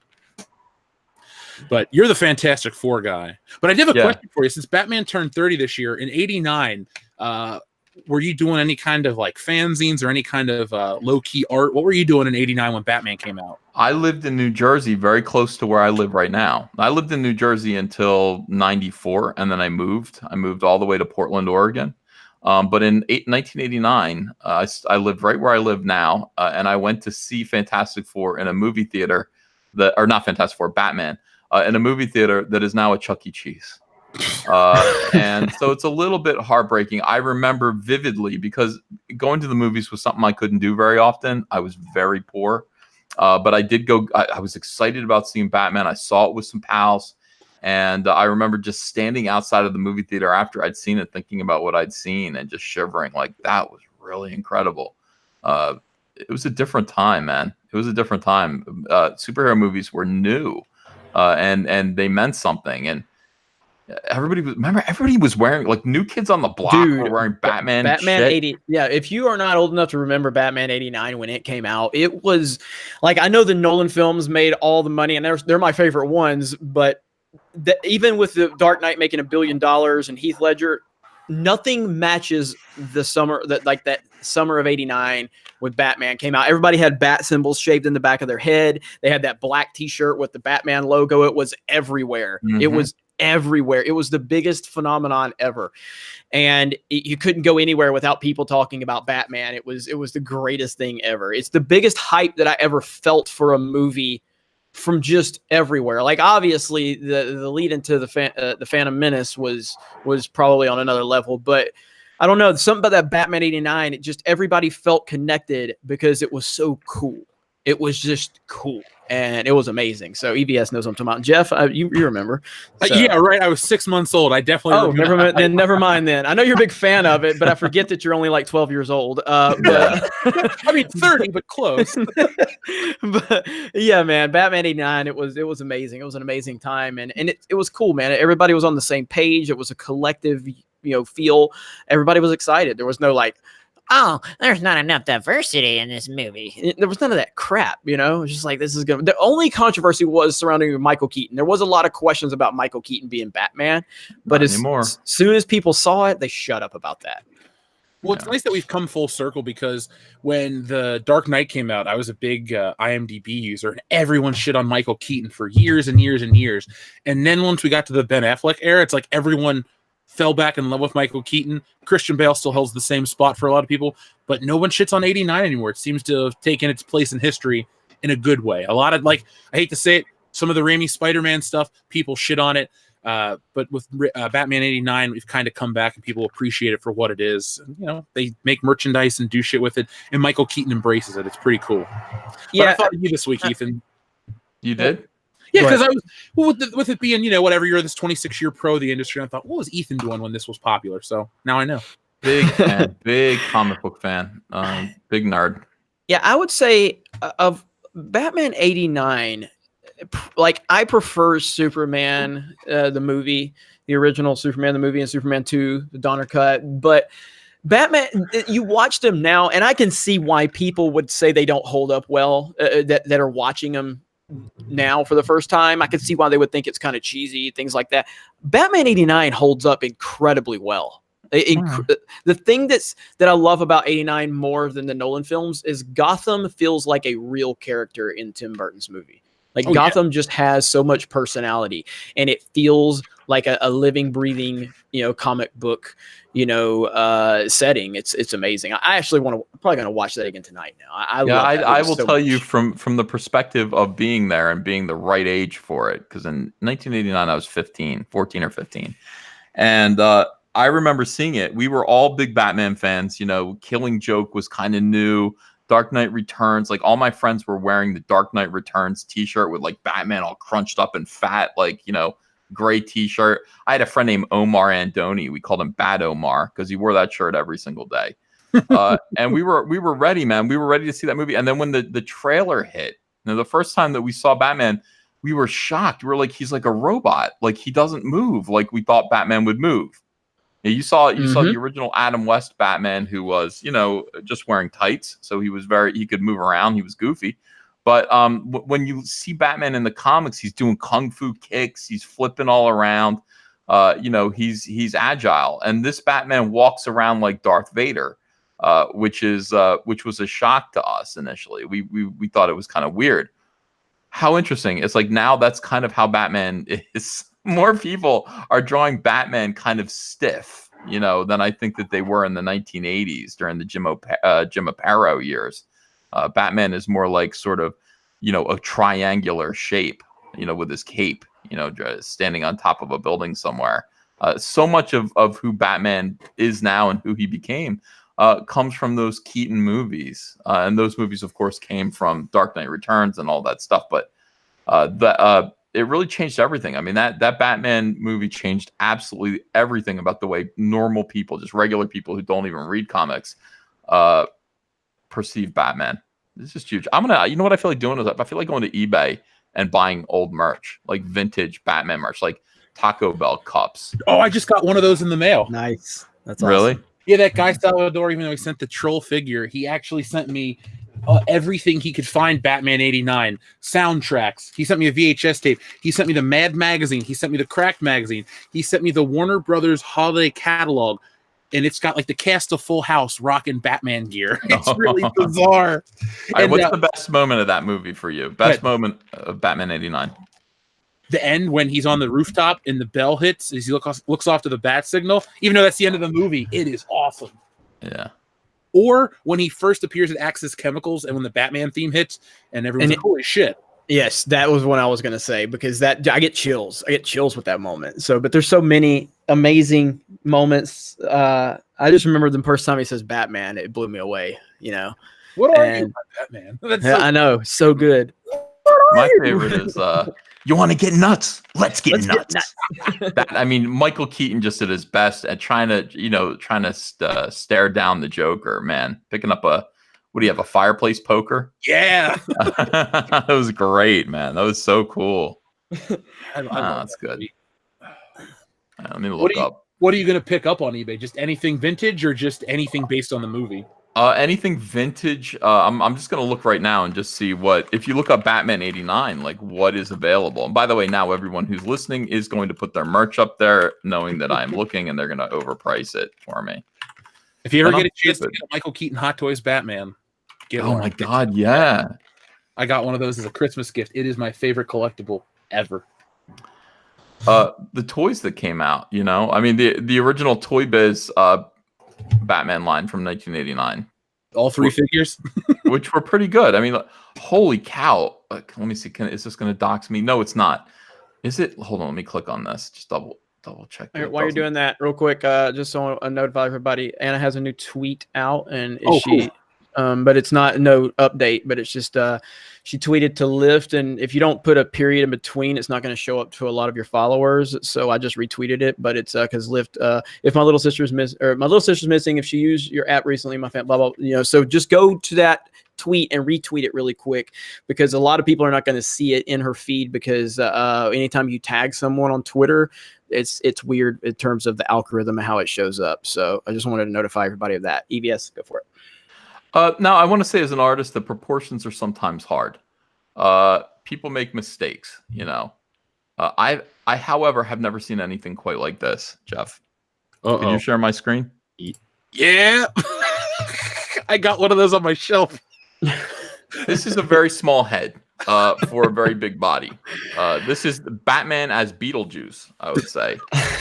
Well, appropriate. Yeah, that's true. That's true. His hand is twice the size of his head. Who did this? I mean, yeah, the rendering part. Honestly, if you cover his head, it's pretty solid. But I mean, it's like, well, yeah, if you cover his body, it's pretty solid too. But yes. who did this? Look at him here. Look at his little face here, dude. Hold on. Look at in the action figure. He's like, "Hi, Mom." Look at the action figure's face. It's like, "Hi, Mom." They messed that up so bad they released it 3 separate times. There's 3 different heads for this toy. I'm buying this. I'm buying this. There's one that they consider that looks more like Michael Keaton. One that's more like that might be the Michael Keaton one. I don't know. And then there's one with dots in the eyes. Yeah, he's like, "Mommy's good little Batman boy. Hi, Mom. Hi, Mom." He looks so sweet. He does. He does. He really does. Now, are you going to get Bob the Goon to go with it? Of course. Of course. I missed my chance. I mean, they gave me enough chances to get Bob the Goon. Bob the Goon was the discounted figure that nobody could get rid of, and nobody knew why they made Bob the Goon. I had one. I still do somewhere. It's such a dumb toy. And they boxed him. I think if you buy a crate of Batman '89 toys, like they would have put like 5 Batman, 5 Jokers, and 5 Bob the Goons. Like they didn't short pack him. So all the kids would buy up all the Batman, all the Jokers, but nobody bought a Bob the Goon. And so Bob the Goons basically held KB Toys up. They were stacked floor to ceiling, worse than Rose Tico. That would make an interesting video for you. Like all of the toys that nobody got rid of from every toy line. Like you could not sell a Bob the Goon. And you could not sell a Rose Tico. I'm writing it down right now. By the way, folks, if you have any Bob the Goon figures that you want to mail me, send them to the P.O. Box. Rose Tico needs a companion. No, yeah. Rose Tico and Bob the Goon sitting in the tree. AISSING. Oh, man. What did they want for that Batman? What was that, $30 or more? $22. Buy it now. It's a good deal. I love that figure. The Kenner one's way better, but that came up the next year. That was a nice, quick trip down memory lane with Batman. Like I said, I never get tired of that flick. I probably watch it 3 or 4 times a year. It's my go-to. Like, I think I might like Batman Begins a little more. Nah, I don't think so. I don't know. I love them both. Dark Knight's a great film, but not my favorite. Not even close. Bob the Goon looks a little like Chuck Wendig. Uh-oh. He does. I'm not saying that in a bad way. You know, I mean, I'm not saying. I'm just saying that Bob the Goon looks a little bit like Chuck Wendig. A little bit. Is his head appropriately sized? And the thing, yeah, kind of. It's a little Wendig-y there. Who would buy this? Me? He's like the Joker's biggest fan. Look, he's got a button of the Joker. Does it sadden anyone else that Bob the Goon was killed? Because that's the only part of the movie I dislike, when he goes Bob Gunn and shoots Bob, his most loyal follower. I'm going to go to Thailand and slap the hell out of the woman whose job it was to paint the eyes. That's what I want to do. I want to kick that woman in the balls so hard. Like, you had one job, and she's like, I know. It was just to go dot, dot on the eyes. That's all. That's what I did. You didn't even line them up right. Is that the only action figure with a skullet? I think so, yeah. It's impressive. If he can get a toy, anyone can get a toy. I feel good about that. Yeah. One day they'll have Fandom Menace figures. Let's see. $19 for Bob the Goon, by the way. You thinking about it? No. Get Batman and the Joker, right the wrongs that children of the 80s committed. Get the whole set. I don't know. Doker D says, The Last Jedi did not divide the fans. It exposed the phonies. It's a true statement. I guess I misspoke earlier. Salvador says, it would be very metal if Cryan Johnson never found work again in Hollywood. It would really subvert his expectations. We both agree. We all three agree with that one. Yeah. Modalicious says, just got back from my honeymoon in Cocoa Beach. Congratulations. Nice. Grills at Port Canaveral and Beef O'Brady's on Merritt Island are highly recommended. Beef O'Brady's. Good I think stuff. we have one of those by us. Sir Ruin of House Roundhead says, any chance either of you will be in Nashville, Tennessee the weekend of July 12th? I want to meet you guys, even if you don't go to the Con of Thrones. Yeah, we briefly considered that, but I'm not going to be able to make it. No, I'm not going to be able to, because I am going out of town like Friday through next week, and then my mom's birthday, and then just channel stuff. I'm bogged down.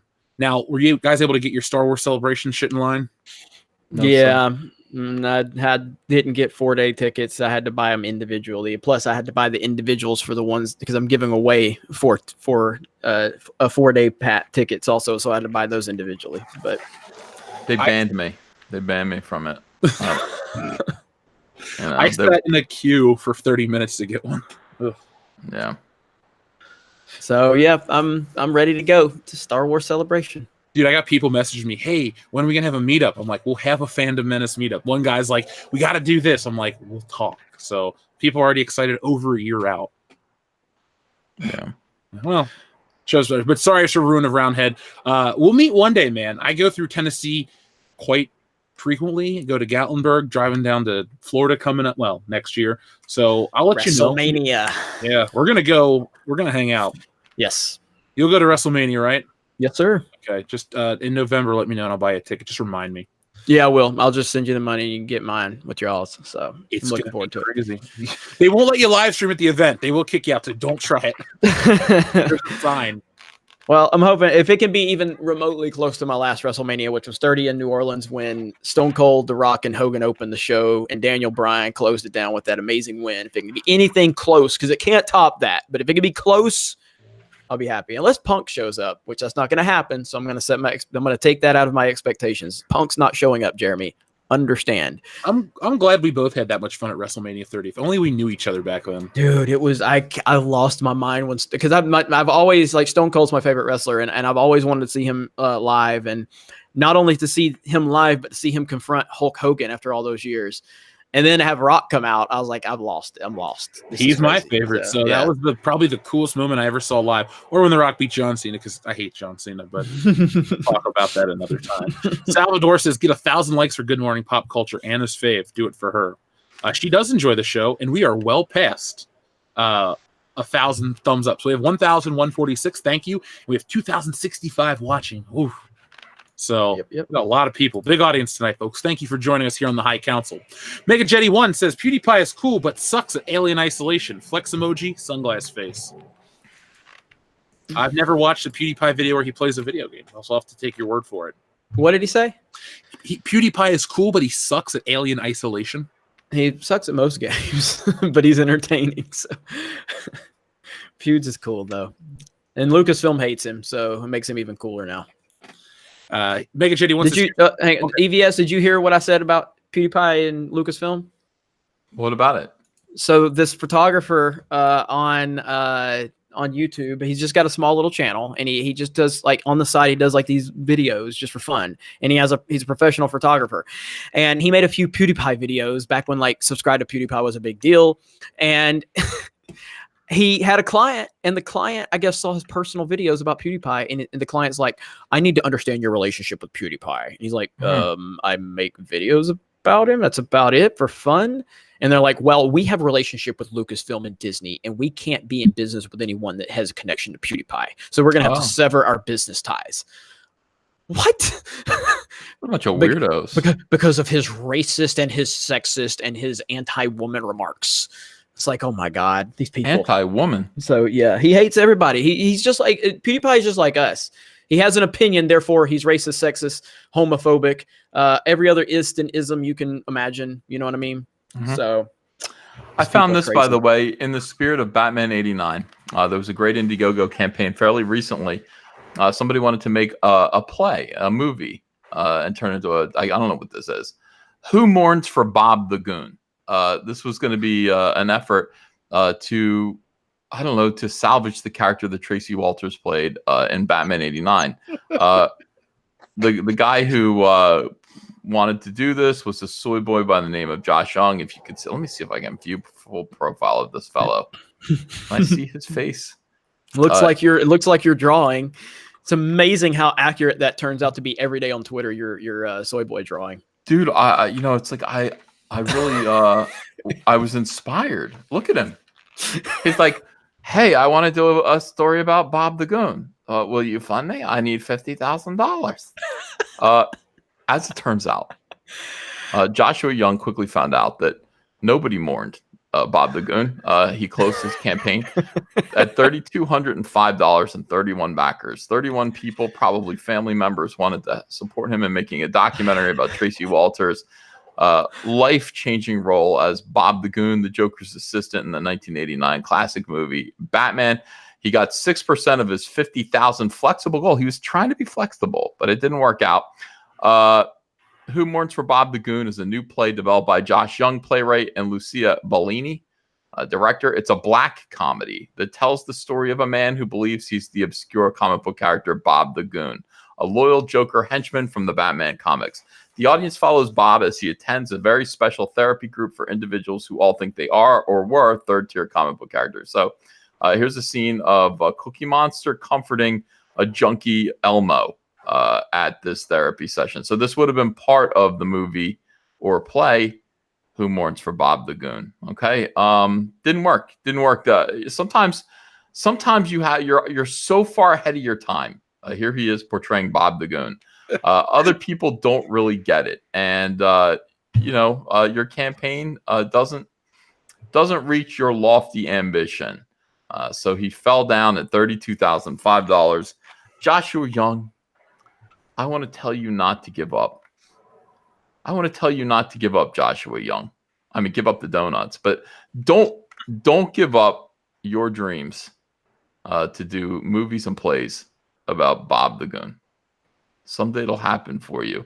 Someday that 6% is going to become 16%, and then 36%, Jeff, and then 50, and then 75, and then 100% of your flexible goal will be met. And we will find out. Yeah, we'll find out who mourns for Bob the Goon. Thank you. I love the title card. Mega Jetty One also says, here's $2 for Anna. Hope her sister's okay. We do too. We'll keep you guys updated. We'll be retweeting, we'll be commenting, posting, all that kind of stuff. We're going to help Anna find her sister. Algorithm says, hail King EVS. Keep on rocking in the free world. Thank you. Comrade Commodore says, hope her sister is all right. Never met any of you, but you all seem like distant relatives in a way. When one of us suffers, we all feel it. And then I think this is the praying hands emoji. So thank you, Comrade Commodore. Yes, sir. Thundercats Ho says, Ethan Mam Skyver. I'm excited about Techno Toad. It's Cyberfrog, and I'm it's not it's Van. It's Van. Okay, it's Van. And then I kick over a bunch of stuff and leave. Let me talk to your boss. Right, sorry, go ahead. Jag says Disney abuses fans, actors, push politics, etc. Snyder refuses to, despite abuse towards him. His daughter, who took her own life, and not only does he respect fans, cast, and crew, but I doubt he can even frown.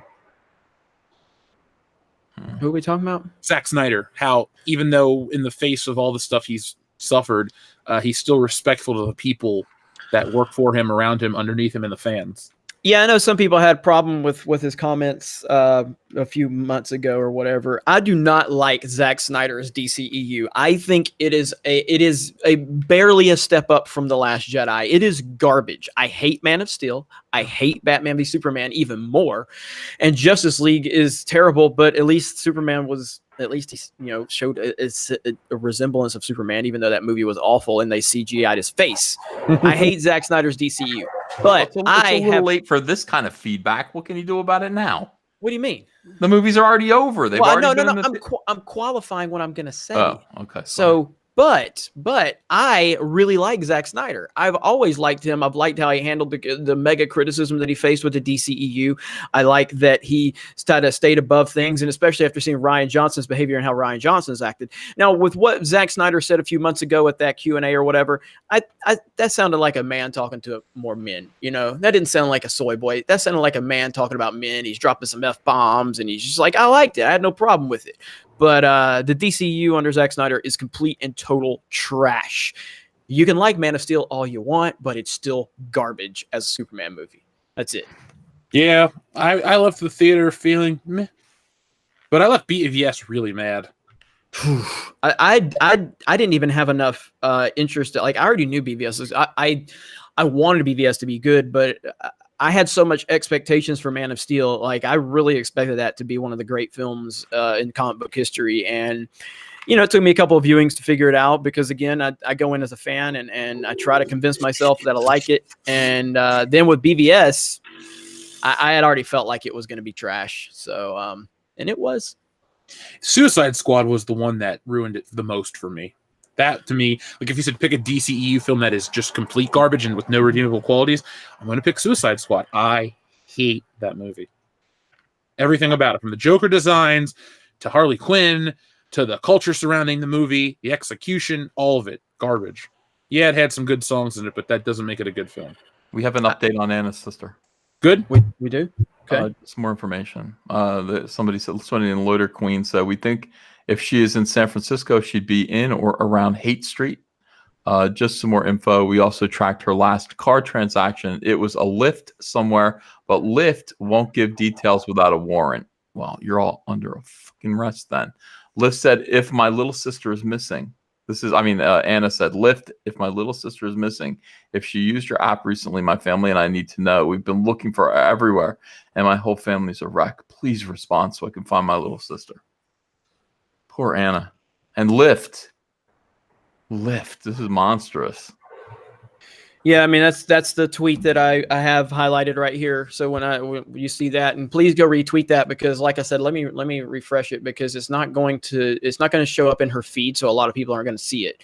So please go. If you go to my account, you'll find it. But if you go to her account, go under tweets and replies, because it's not going to show up under tweets.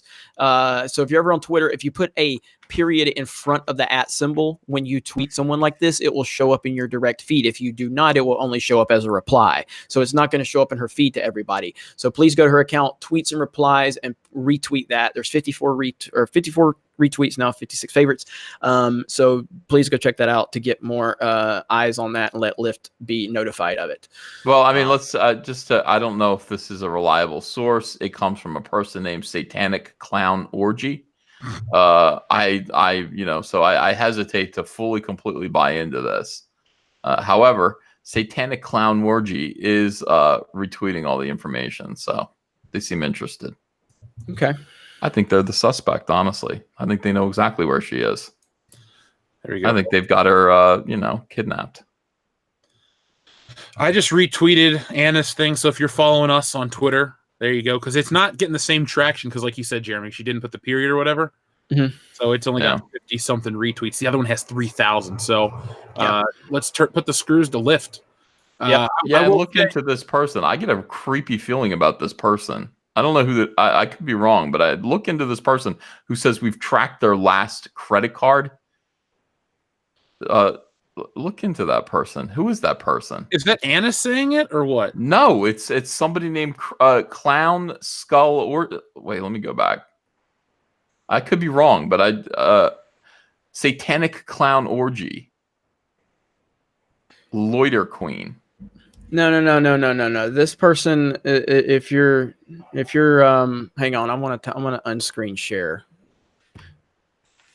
All right, this person that you're talking about is, I don't want to say, you can do your own research, but no, You know who it is? not. I have an idea. All right, So we shouldn't speculate on that, but no, it's I'm not going to say, but I'm aware of that person. So, right. But at the end of the day, man, we just hope everything works out. And this has had a different show tonight, but like I said, Anna's just as important to the Fandom Menace as any member. And so when somebody's going through something like that, it sucks. And I'm consider her a friend, and I hope everything gets worked out. So I'm glad that there's so many people supporting her, and hopefully we can continue to rally around her in any way possible. Any support is worthy. So please, anything you could do, anything, any type of retweet, positive messages, any type of support, just please do it. We got the best community online, dude. We're just proving it with this. A lot of people. It's a lot of people with their eyes out. Thank you. The Grand Inquisitor says, "Okay, chat, make a Star Wars movie out of another existing movie. Ready? Here we go. I, Lobot, a Star Wars story." I know we can't, but I would love to own something that just says I, Lobot on it. Oh. I'm trying to think of another movie you could use with a Star Wars character title like that. Damn it, Grand Inquisitor. Come back to us in a minute. Guys, think about one. I'm going to read a couple of these, okay? All right. Michael Roth says, "I just read Flash Rebirth for the first time. I loved it so much, I paid World Class Bullshitters to tell you about it, Uncle E." Wow, thank you. Appreciate it. I'm glad you enjoyed it. You know, Ethan, I got a friend that came to Celebration with us, and he had tickets for every day but Saturday, the one day we could have hung out with you, and he was so pissed because he's been a long time reader of all your stuff, and he's like, "Don't tell me about Saturday." Like, he seriously was that upset that he didn't go out to dinner and all that because he couldn't get to Celebration that Saturday. So if you ever get a chance to meet him, he's got a couple questions for you. Cool questions, actually. We'll do it in LA. Cool. I'll make sure he gets there then. Mega JD1 says, "EVS, thanks for Blue Lanterns. They Nipsey read my blue shotgun, or NSPYRD my blue shogun." What's Nipsey Road or Nipsey Rod? I don't know. I'm not sure. NSPYRD my blue shogun. Yeah. Thank you, Mega Jetty1. Well, Blue Shoguns is the project he's been working on, but I don't know the other stuff. Oh, maybe he said they inspired, because it just says NSPYRD. So maybe okay. Inspired, yeah. Oh God, I hate this neighborhood. Mr. V says, "Saving frogs and Mitch slapping Ryan Johnson. So proud." Sniff. I saved 2 more frogs today. It was very good. It was right in my pool filter. Both of them were alive. I filmed it and I put it on. The only video I released today was me saving frogs. My channel's getting weird. The Grand Inquisitor says, Grand Inquisitor also says, according to Wonder Girl 60s, Bill Shatner retweeted about Anna's missing sister. So we did see that one. Yep. Thank you, William Shatner. Thank you, Mark Hamill. Bruce Lombardo also says, with Shatner on our side, did we just cross over into the movie Fanboys? Oh boy, good old Bill. See that if you haven't seen it. Well, Jeremy, you've seen it, right? Oh, of course. Ethan? Of course. Yeah. Okay. Such a good movie. Tom King says, in the comments, you'll see a side view of the SUV. Okay, that's for Anna's sister, the white Toyota. Mm-hmm. Yeah, I mean, it's a Toyota 4Runner. I think the key is the back of the Forerunner is what will be most eye catching with all of the stickers and everything like that. So that's the reason I wanted to keep that up on my picture on my I'm gonna profile. keep you locked while I read these because that's really important. Tom King says, or sorry, Matt Becker says, dismemberment is a major theme of Star Wars. That's true. That is true. Especially with Luke and Anakin. It's meant to parallel. They get to a certain point in their lives. Luke goes one way to become the ultimate hero. Anakin falls down the dark side. Another thing too, the characters in these new Disney Star Wars movies don't come up against any true adversity. Like the villain's not intimidating or a threat. They don't accomplish anything. I just don't get how Disney, who's made 100 years of stories, can't tell a decent. Well, it's Lucasfilm, excuse me, but I don't know how they can't do it anymore. It's like they choose not to. They hire people. I'm sorry. Go ahead. Well, I was just saying they've been affected by the social justice virus, and storytelling takes a distant back seat when your focus is for forced diversity, representation, and to move away from everything Star Wars was. Storytelling is like 5th or 6th down the list of priorities for them at this point. So it really doesn't matter to them. What were you going to say, Ethan? Well, no, I was going to say you've got people who want to tell stories that that have more of a personal kind of thing. They're projecting themselves into these movies more than they are just telling a heroic and fun, exciting action tale for kids that adults will enjoy as well, which is what Star Wars is always kind of meant to be. I mean, that was a cathartic movie for Rian Johnson, a movie about being a complete failure, shunning your duties and hiding. I mean, that was all about him. I mean, he put himself in that movie. That's what's so infuriating about it. There's a lot of things. I didn't tell you guys this. I'll just say it on air. It's not really a secret. Another YouTube channel that I operate with every once in a while is called the R-Rated Horror Podcast. They want to do a commentary with me for the Ivan Ortega cut of The Last Jedi. Nice. So have you had a chance to watch any of it? I should have watched it well before it released, but I have seen half of it because I've been so busy. Ivan was here in Pensacola this past weekend, so I got to see him, and we didn't even talk about it because he was here to, kind of have some, kind of relax or whatever. So, but I hung out with him. We didn't even talk about it. So I'm probably going to see about getting him on the channel or something so we can talk about it. It's just been such a busy time and I've had so many moving parts. So, but yeah, we did do a review of it on geeksandgamers.com. One of my writers reviewed it. I think they gave it a 9.4 out of 10. Very happy with it. So, yeah, man, it's good stuff. Jeg says, no violence or sleaze. Star Wars came from Flash Gordon. Well, remember, Disney doesn't know that. They just think it's like, oh, lightsabers, guns, sound effects, money. Yep, pretty much. Do you see the Snowman? Great screen name. Mundane Matt's the love child of Mark Waid and Rian Johnson. They all three look alike. EVS sounds 40s light. Sorry. They all three look alike. EVS sounds 40s, lighter Puck, the Pie Gators, also your boy Zach. Yeah.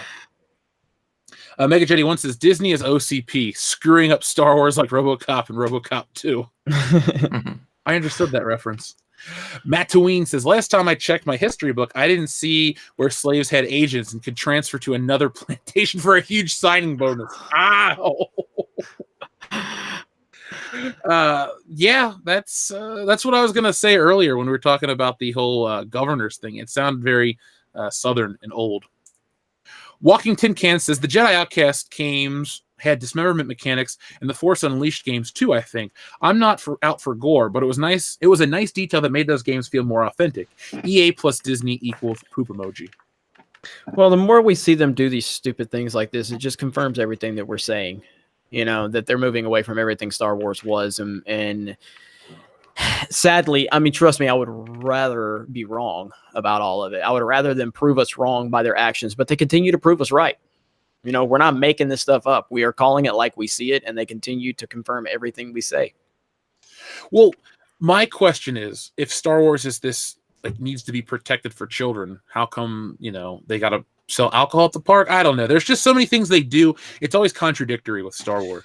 Well, yeah, and And the alcohol in the park thing is something obviously really pisses me off because it goes directly against Walt's vision of everything. And it's like they try to claim like, oh, we're such a wholesome family place. Well, no, because if you can get people drinking, they're going to be a little more loose and spend more money. They'll buy all the alcohol. You know, it's all about money with them, and they want to sit there and present themselves as being family friendly. It's bullshit.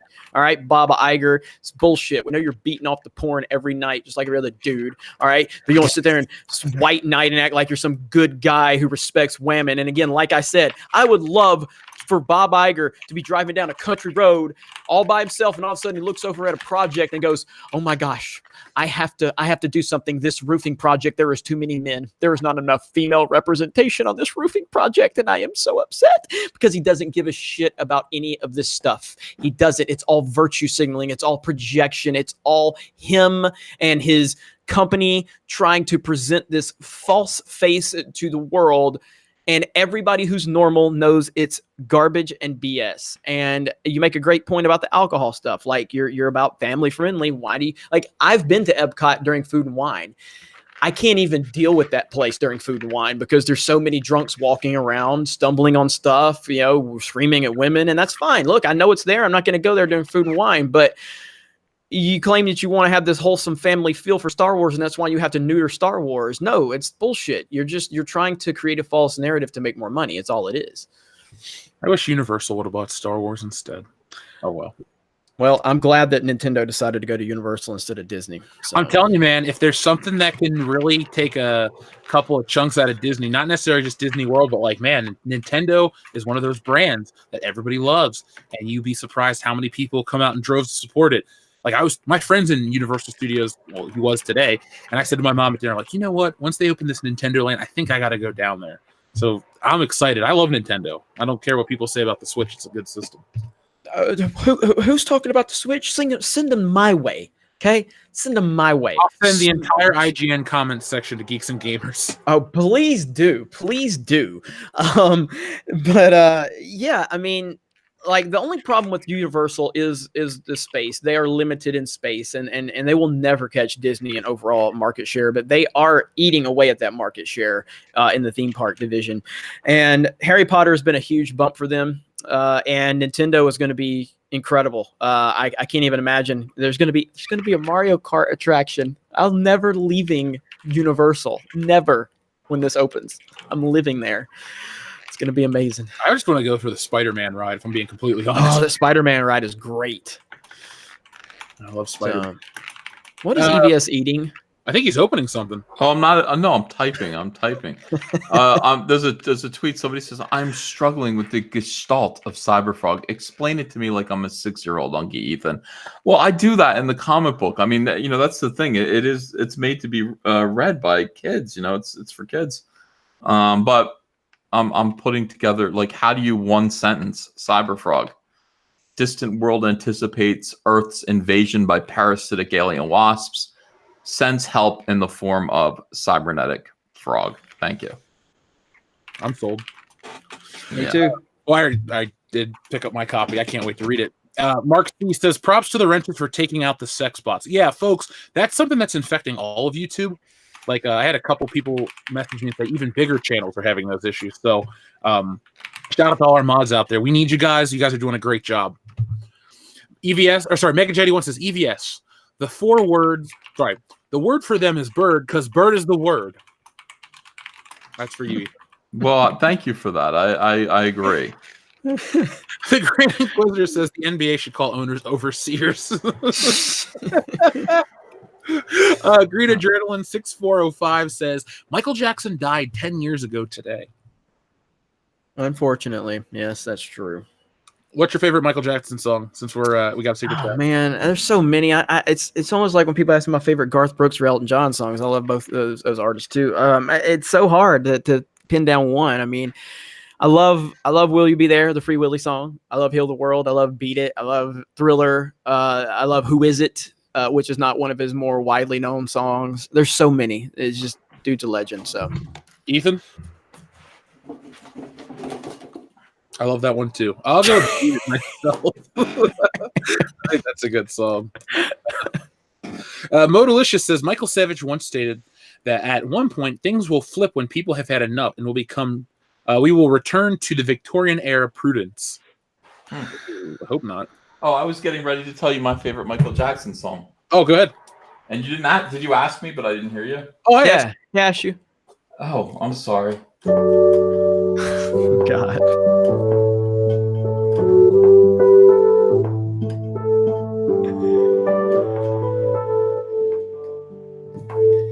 Tell Jeremy why? Tell him that it's human nature. Why? Do they do Jeremy like that? They say why? Tell Jeremy that it's human nature. Why? Do they do him that way?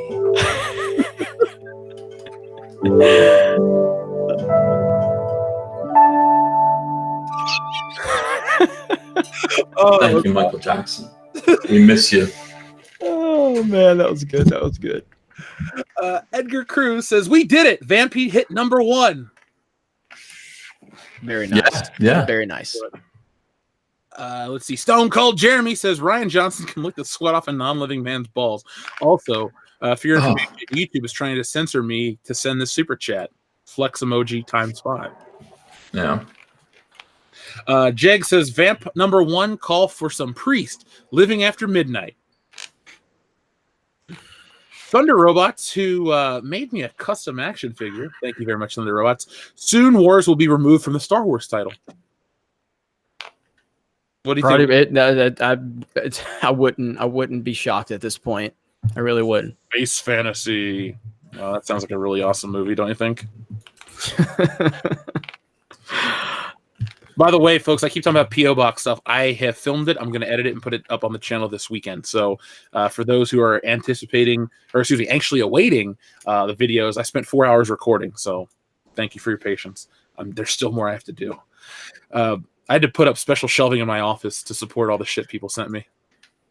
So I'm full. Somebody sent me a Millennium Falcon, Jeremy. I hate you.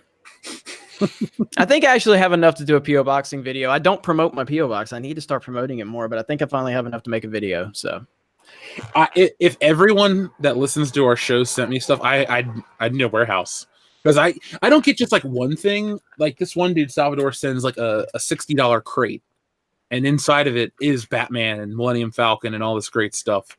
So, but you just watch the video, folks. It'll be out soon enough. Thamar Boaz says, I have an idea I want to run by you guys, especially EVS. I would definitely love your help directly, or if you aren't able to, maybe direct me to people who can. What is the best method of contact? What?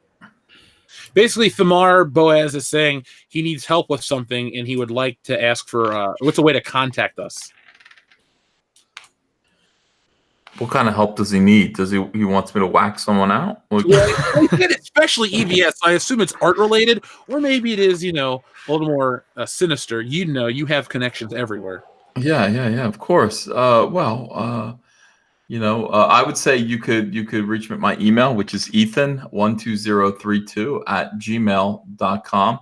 But if you want me to, if it's wet works, you're gonna have to contact me another way. Okay, don't leave a paper trail. Thank you. And don't use your phone, dummy. Thank you.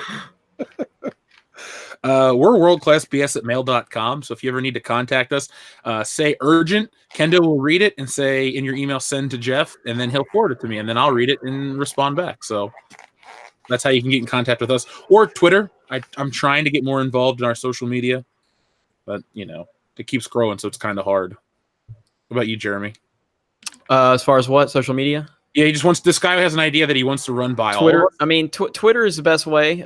You can send me. I mean, my inbox is open on Twitter @ddaycobra, but you can also send me a message. An email ddaycobra@gmail.com. ddaycobra@gmail.com.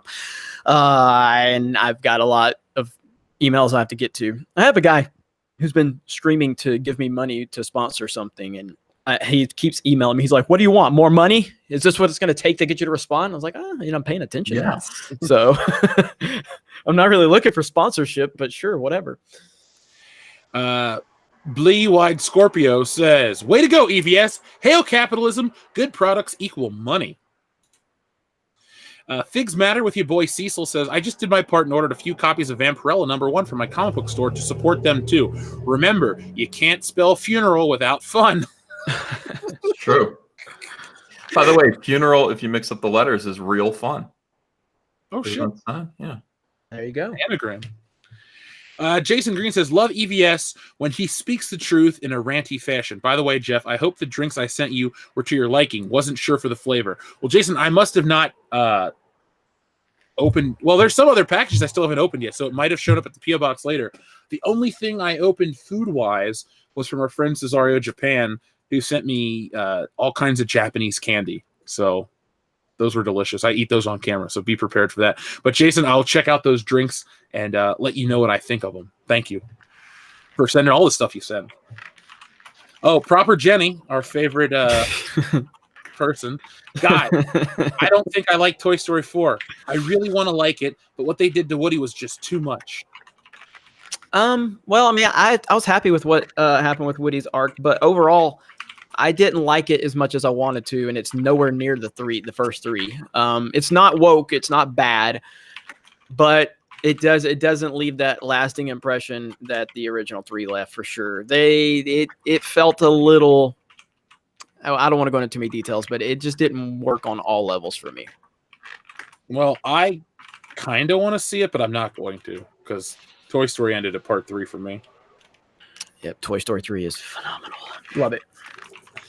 Let's see. Salvador says there wouldn't be a Salvador box without one troll figure. Well, Salvador, the troll figure was great, but everything else was even better. Scott's Mind says the large Captain Marvel action figure looks like John Cena in drag. Oh boy! You ever seen the picture of John Cena dressed as a woman? I don't know. If I did, I might have erased it from my mind. Should have, because it's gross. Yeah. Don't buy the Captain Marvel doll, I guess. Well, unless you need some John Cena custom fodder. This and that shouldn't be. I think no. That wow, that's a hard name to say.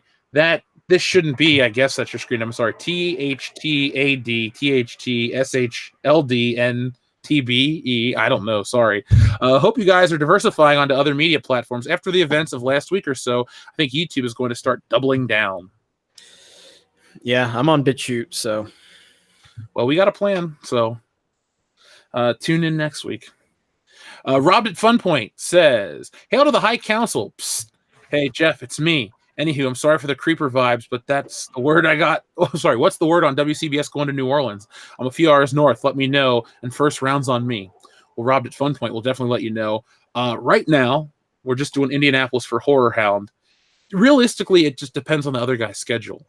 So to get all the 4 guys together for the channel is a little harder than it seems with Dion's job and Kendo's job. So we'll let you know if we're going to go, and we'll meet you up on Bourbon Street and have a couple of rounds. Crazy Manor 2003 says, Batman 66 movie has more on-screen Batman than all the Burton and Nolan movies put together. I did not know that. I didn't either. The fact. I mean, some days you just can't get rid of a ball. Why? Tell them that it's human nature. Why, Jeremy? Why? Do they do you that way? They say. Laura Story says the wife sprained her neck once and had to wear a brace for a while. Every time she had to turn her head, she had to do a Batman full body turn. Laughing face, bat, green heart. Oh, sorry. I had to mute because I had to sneeze. Laura Story says the wife sprained her neck once and had to wear a brace for a while. Every time she had to turn her head, she had to do the Batman full body turn. That I can totally see that. I do that quite a bit. I'm trying to be dramatic, but it's just an audience of one, so I look stupid. Alpha Terranema says, sorry. That's all right. Says, time to get Death Battle on. This is a 5v5 squad match between Rose Tico and Bob the Goon. You know what? Somebody should have a wedding cake topper of Rose Tico and Bob the Goon. It's an attractive couple. That would be amazing. Our friend Swinging Cod says, I had Bob the Goon, and I will look if I still do. Jeff just bought the 4K of 89 yesterday. My aunt bought me every toy and playset from this. Ooh. Yeah, let's see. You had the Batmobile. You had the Bat Cave. There was a lot of great Batman 89 toys because you had two companies produce them. You had Kenner and Kenner and Toy Biz. Kenner stuff was better, obviously, but Batman was that magical thing. Like every kid in the 90s had Batman toys, no matter whose house you went to. They had Batman because Batman was just that big. And I want to get the 4K on 89 on Blu-ray. I just don't have a 4K TV, so I might just buy it to hold on to it. Bata SSL says, I used to pretend Bob the Goon was Indiana Jones with Catwoman's whip and Joker's revolver. That's a sad way to grow up. But you know what? I wanted an Indiana Jones figure as a kid myself. And what did I get? A Micro Machine. And that's it. Zaire says, if you were all action figures, what would each of our action features be? I would be above average. That's about it. What's your action feature? No, what would you be able to do? Well, with my above average, I would be good in that department without going into too many detail. I would just be a repainted Superpowers penguin figure that was able to eat pies.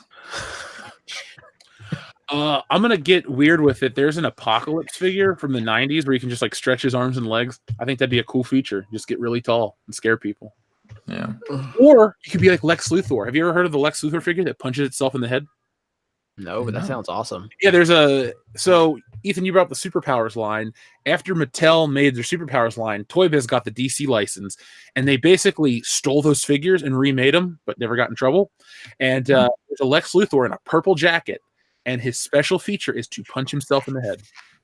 Wow. It's stupid, but it's real. real. Is stupid. I have him. His leg fell off, but he exists. You know, the Migo Fonzie used to jack it. Because he had a button on his back, he would put his thumbs up. So if you press the button over and over again, it looked like he was, jacking it. So just FYI. Have you ever seen the Tarzan picture or the Tarzan toy that jacks it? No.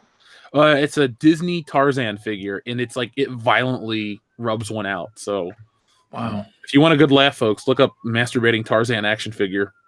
Yeah, that sounds awesome. By the way, yes, I just did upload a video to Geeks and Gamers. I remember the week I wasn't here, and I uploaded a video around 10 p.m. Everybody was like, Jeremy had the audacity to not show up and still upload a video. Why can't he come on right now? I'm like, guys, just because I uploaded a video doesn't mean I just recorded it. So you can record them in advance. It's this amazing feature.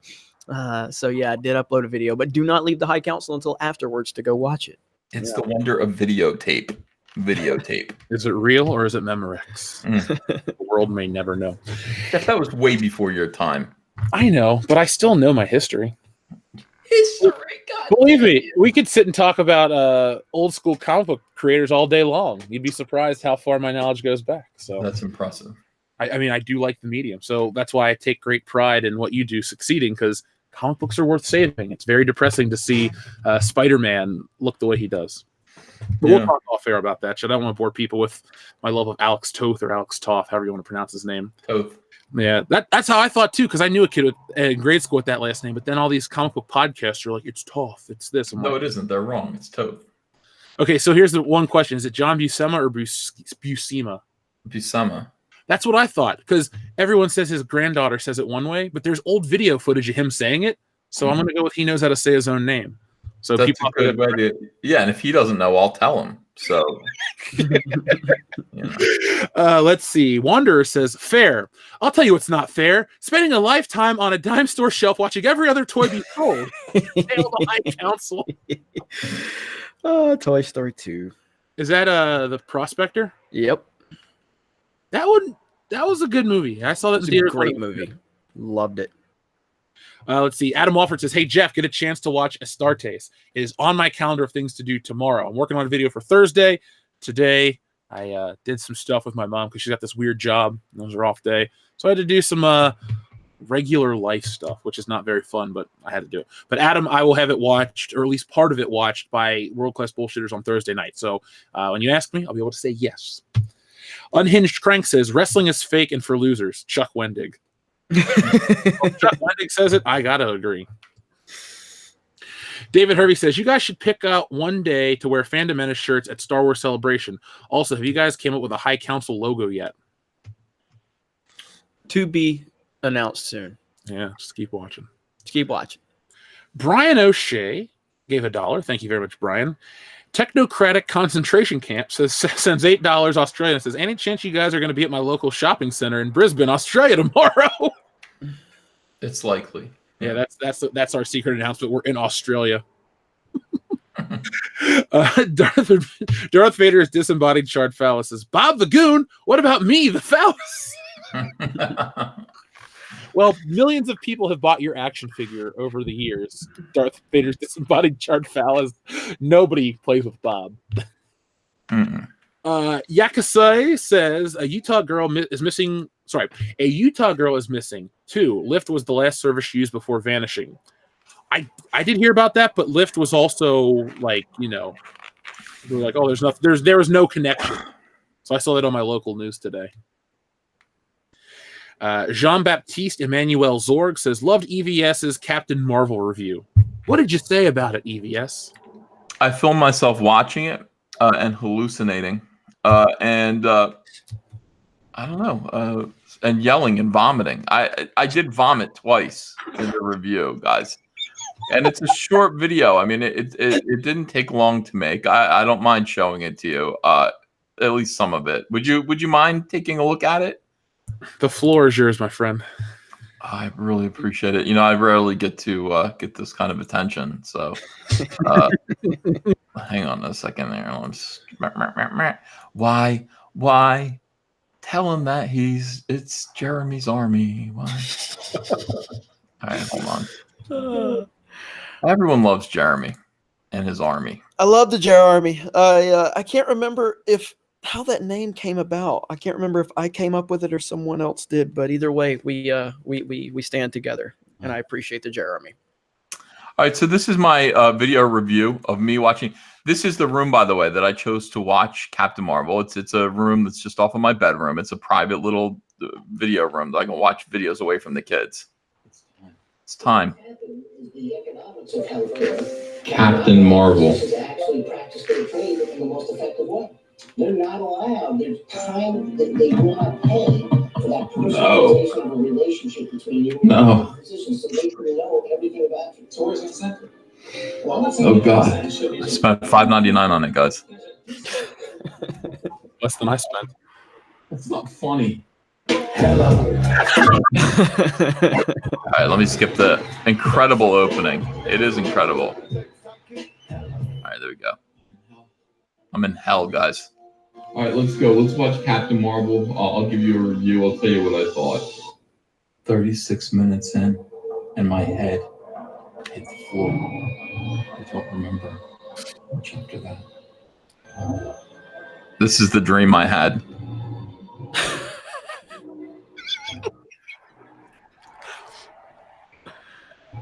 You ever feel like you can't get where you're going? Yep. In your dream? That's what this dream was. I fell asleep halfway through it, and I tried to resume play, and it started over from the beginning again. This movie is insufferable. I gotta fast forward it. I gotta fast forward it to find where I was.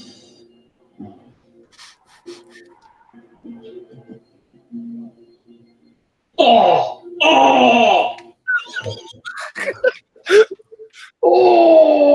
I fell asleep. Gotta get back to this. It's almost nighttime now. How long is this movie? 62 more minutes. Even the cat's upset. No.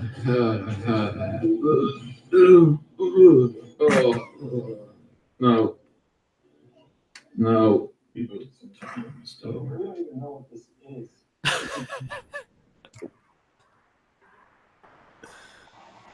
No.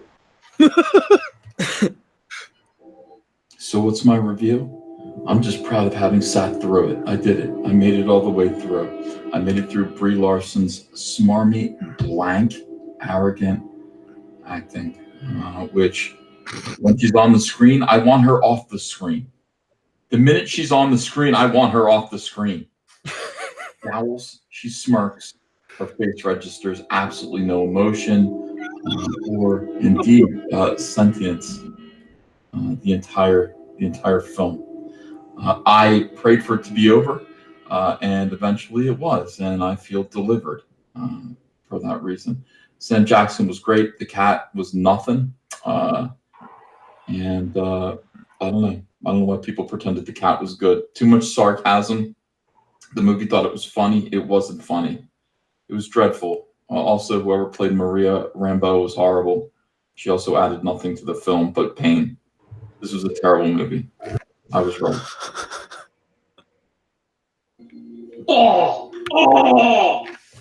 That was the end of my review.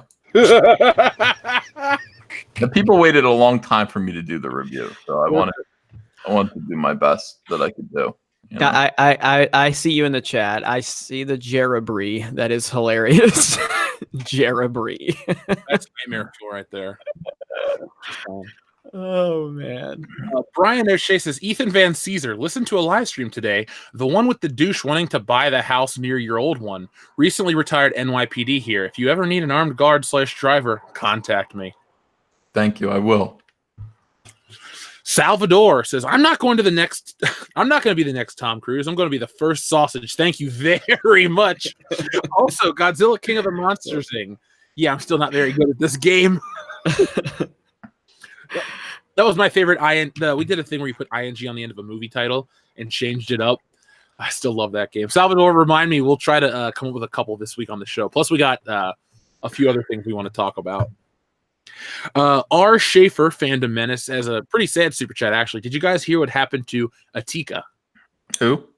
It's either Atika or Etika. Etika. Etika, okay. Yeah, just that's the video I just uploaded. That's the 29-year-old YouTuber that went missing, and then I think they confirmed it was suicide. He had some mental depression issues. I will not claim that I was aware of this person. Kelly and I, Jedi Bunny, just uploaded a video to the channel Geeks+Gamers. We talked about it. As I said in the video, as she said, neither one of us are pretending that we knew much about this YouTuber prior to the news that he went missing. But really sad situation for sure. Yeah, I had seen some news posts today. I had never heard of the guy, but it popped up in like a Nintendo Switch group that I'm in on Facebook, and you hear about a YouTuber and stuff, and it's a sad story. Mm-hmm. Let's see. Laura Story says, Does Cyberfrog have a theme song? Not yet. I mean, a couple of people have written music about Cyberfrog. I haven't really written a song about Cyberfrog. Only Pablo Hidalgo. I've written 2 about Pablo Hidalgo. Thank you. Do you remember the old Wildcats cartoon from the 90s? Yeah. Or you at least heard of it? Yeah. You should do a version of that as the Cyberfrog theme. The words will just be Cyberfrog. Go back and watch it when you're off the air. Yeah, the Image guys that had cartoons, well, the Spawn cartoon on HBO was pretty good. But there were some... was there a Savage Dragon cartoon? I don't remember that. I remember... I loved Savage Dragon back in the day, but I don't remember if there was a cartoon. Was there, EVS? I don't know if there was a cartoon. I don't think there was. There wasn't that I'm aware of. I don't know, but Eric Larson's coming back to Spider-Man, or at least for a cover, so that was some news I saw. Chat saying yes. Was there a Savage Dragon cartoon? I guess so. I'm going to have to Google that. I do not remember that. Well, Google it. I'm going to read Zaire. And apparently Savage Dragon's garbage nowadays. Or whatever. I haven't read. Or the theme song went, Savage Dragon. His comic book only sells 400 copies. Yeah, there is. I'm looking at it now. Like so. Savage Dragon. Was it good, guys? No. It's pornography for deviants. Yeah. Savage Dragon. Eric Larson has to go back to work for Marvel Comics. There you go. Zaire says, about Fallen Order, I've been streaming Jedi Academy recently. You can carve limbs off. Slow-mo dismemberment is one of the best parts. Yep. It only makes sense with a lightsaber. Like, That's the number one complaint I have about games. It's like, I'm going to fight these stormtroopers off with a lightsaber. Oh, they just fell over. Like, you're like slashing at their faces. Wouldn't their heads fall off? Oh, well, I guess lightsabers aren't that powerful anymore. Alex Schlosser says, I find it weird that Kathleen Kennedy produced practically every popular 80s film ever. Maybe she was the coffee girl, E.T., Back to the Future, etc.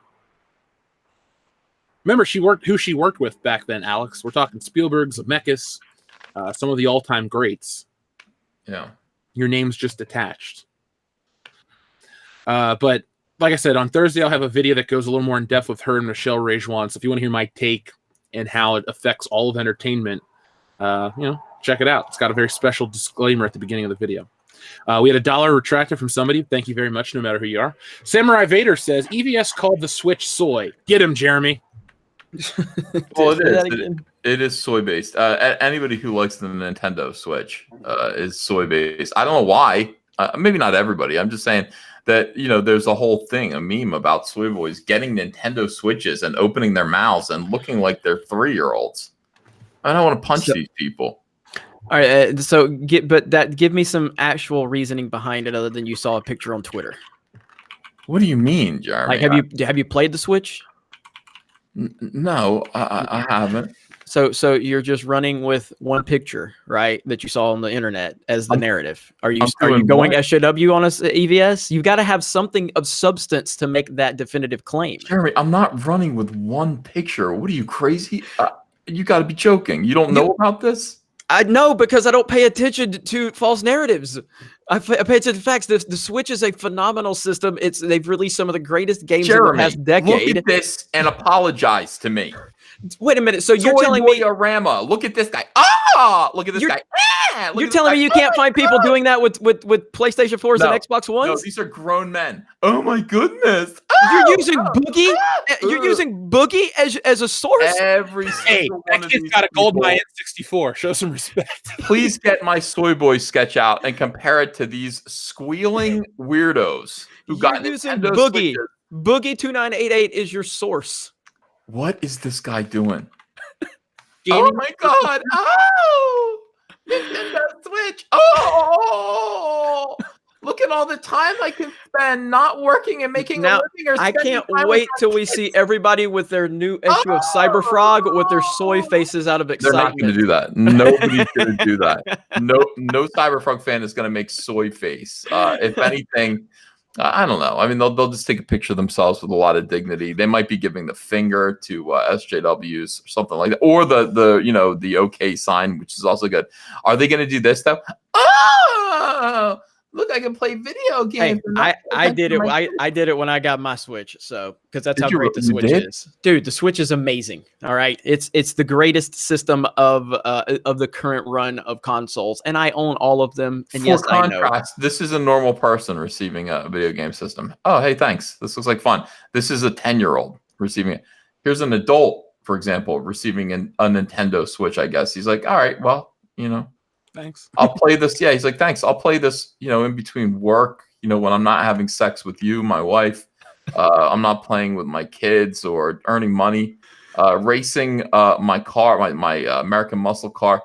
If I have time to play my Nintendo Switch, I might. So when he has... So when you have a normal reaction, you don't use that as a Switch owner, but when you have a soy reaction, you use that as the every Switch owner. I'm just saying there's an awful lot of them, and I don't get it. I just don't get it. Here's what I'm saying. I would say buy a Switch, and then you might get it. You might get it then. I can't. I have no time. I have no time. You might get it. You might actually understand the greatness of the Switch. All right, he's stroking out on that one. Look at him. Look at this guy. Makes me the angriest. I don't know why. Here's why this guy. Can you see who I'm pointing at? You see his face? Because EVS sounds like Liu Kang. I want to punch this guy so hard. He's a bearded egg. First of all, we have several different kinds of soy boys. This is the bearded egg. All right, egg with a beard and soy glasses. The reason he bothers me is he's like, he's doing that. Now, 40, 50, 60 years ago, you would see this guy at his age, and let's say he's mid-30s, let's say, whatever it is. This guy would be working in a steel mill Okay. And he like that's who this guy would be. He'd have heavy lines on his face. He'd be coming home, working hard, and he'd spend the time that he had, with his 11 kids and his wife. He had responsibilities. He took them seriously. He was out there. He's like, I got a few minutes. I got to go mow the lawn. I got to go mow the front lawn. And, I got to, maybe I'll just replace the battery in the Ford out front. This is what's going on right now. And you want to talk about why we have SJW problems? Because this is what the women, the feminists, have turned our men into. These men no longer have Thundercats. They no longer, have He-Man. They no longer have Luke Skywalker. They no longer have the characters, the idols that we had as children. So they haven't developed into men themselves. They're still 8 years old inside. They're still peeing their underpants over a video game system instead of mowing the fucking lawn. This is all part of the problem. And you see, let me tell you something. Are you going to find pictures of feminists making this face? They won't even open their mouths anymore. They won't even smile. They go, what do you want me to smile? How about if I punch your face in instead? That's what the women have become. So you've got the men doing this, reacting like this over little kitty toys, and this fits the feminists. This suits them just fine. This suits them just fine because these guys are of zero threat to them coming in and taking over everything and ruining everything. You can roll right over. If this is the case, then why did Nintendo piss off all of the SJWs just a few months ago, and why did they not pander to these soy boys, as you claim, are dominating the Nintendo landscape? Why didn't they bend over? No. Don't get me wrong. I have nothing against Nintendo. Okay, and honestly, the Nintendo Switch thing, it's just a coincidence. It's just a funny meme that soy boys seem to make this face over the Nintendo Switch. I have nothing against the Nintendo. But what you're allowing the soy boys to do is to set the narrative by taking a few pictures. You're not looking at the actual facts. And the fact is, Nintendo doesn't pander to these people. Nintendo does not pander to these people. Do not set any narrative. Narratives are set for them. You're setting the narrative about Nintendo Switch. Because I'm not a fucking soy boy. You are setting the narrative. You are setting the narrative by a few pictures instead of the facts. The Nintendo does not pander to these people. They do not. They don't go for identity politics in their games. We're having two different arguments. You're talking about. I'm not bashing Nintendo. You're not. You did bash Nintendo. No. I'm joking about that. I'm saying these guys here. These guys here are the problem. Are irrelevant. No. They are absolutely irrelevant. You are making them. You are giving them more relevance. You are giving them more relevance than they deserve. And the fact is Nintendo actually pisses off SJWs all the time because they don't get into this identity politics stuff like so many other game developers are getting into. So you should acknowledge the fact that Nintendo actually goes against the trend in the entertainment industry and it's not even that Nintendo's making an active decision. Nintendo's just they're kind of aloof. They just are so focused on their brand and their IP. They don't pay attention to all of these stupid things that all of these other game developers are. The point is going right over your head. It's not the point. A few soy boys took a picture, and you're saying that rules. Nintendo is high T. I'm just gonna say that. I'm saying Nintendo's high T, just so that we can move on. That's not the point. The point isn't Nintendo's bad. The point is that these little boys that I'm showing you here, and for some reason somebody made a meme about Nintendo Switches making little boys like this open their mouths and act really, really spooky and really creepy. But what it is this is just an image. This is a collage of current day man. When they say toxic masculinity, they're referring to anything other than this. This is the problem. This is the problem right here. You're looking at it, and feminists steamroll guys like this because these guys are going to say to you, "What, do you hate women? What's your problem with women?" And you hear that all the time, and so do I. And I look at these guys and go, I don't know. I'm looking at my problem with women. They've turned you guys into penisless goofballs, children, little boys. They are your mommies now. Feminists have become your mommy. You have not grown up. You have not become men.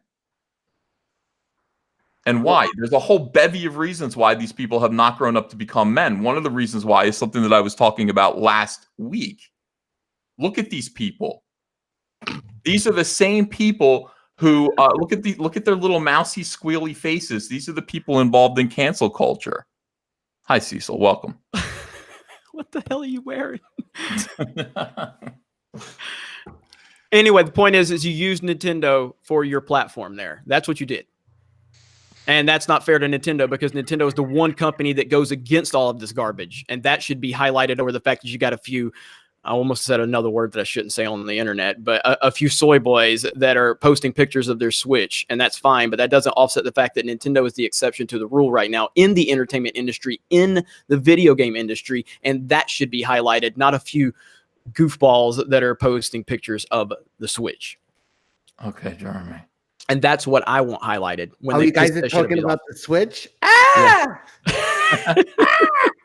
Yeah, I'm just saying. I mean, Jeremy thinks I'm insulting Nintendo. Well, you don't know games, and you're talking about the gaming industry. That's really what it comes down to. That's what it comes down to. No, it doesn't, dude. It doesn't. That's not what I'm saying at all. It's the opposite of what I'm saying. I'm talking about soy boy SJW culture. What it does to men, it reduces them to. Hold on one second. Let me show you another image that's bound to make you vomit. Okay, that's what I'm here to do tonight. I'm here to become your emetic. I'm here to help you ultimately. You understand?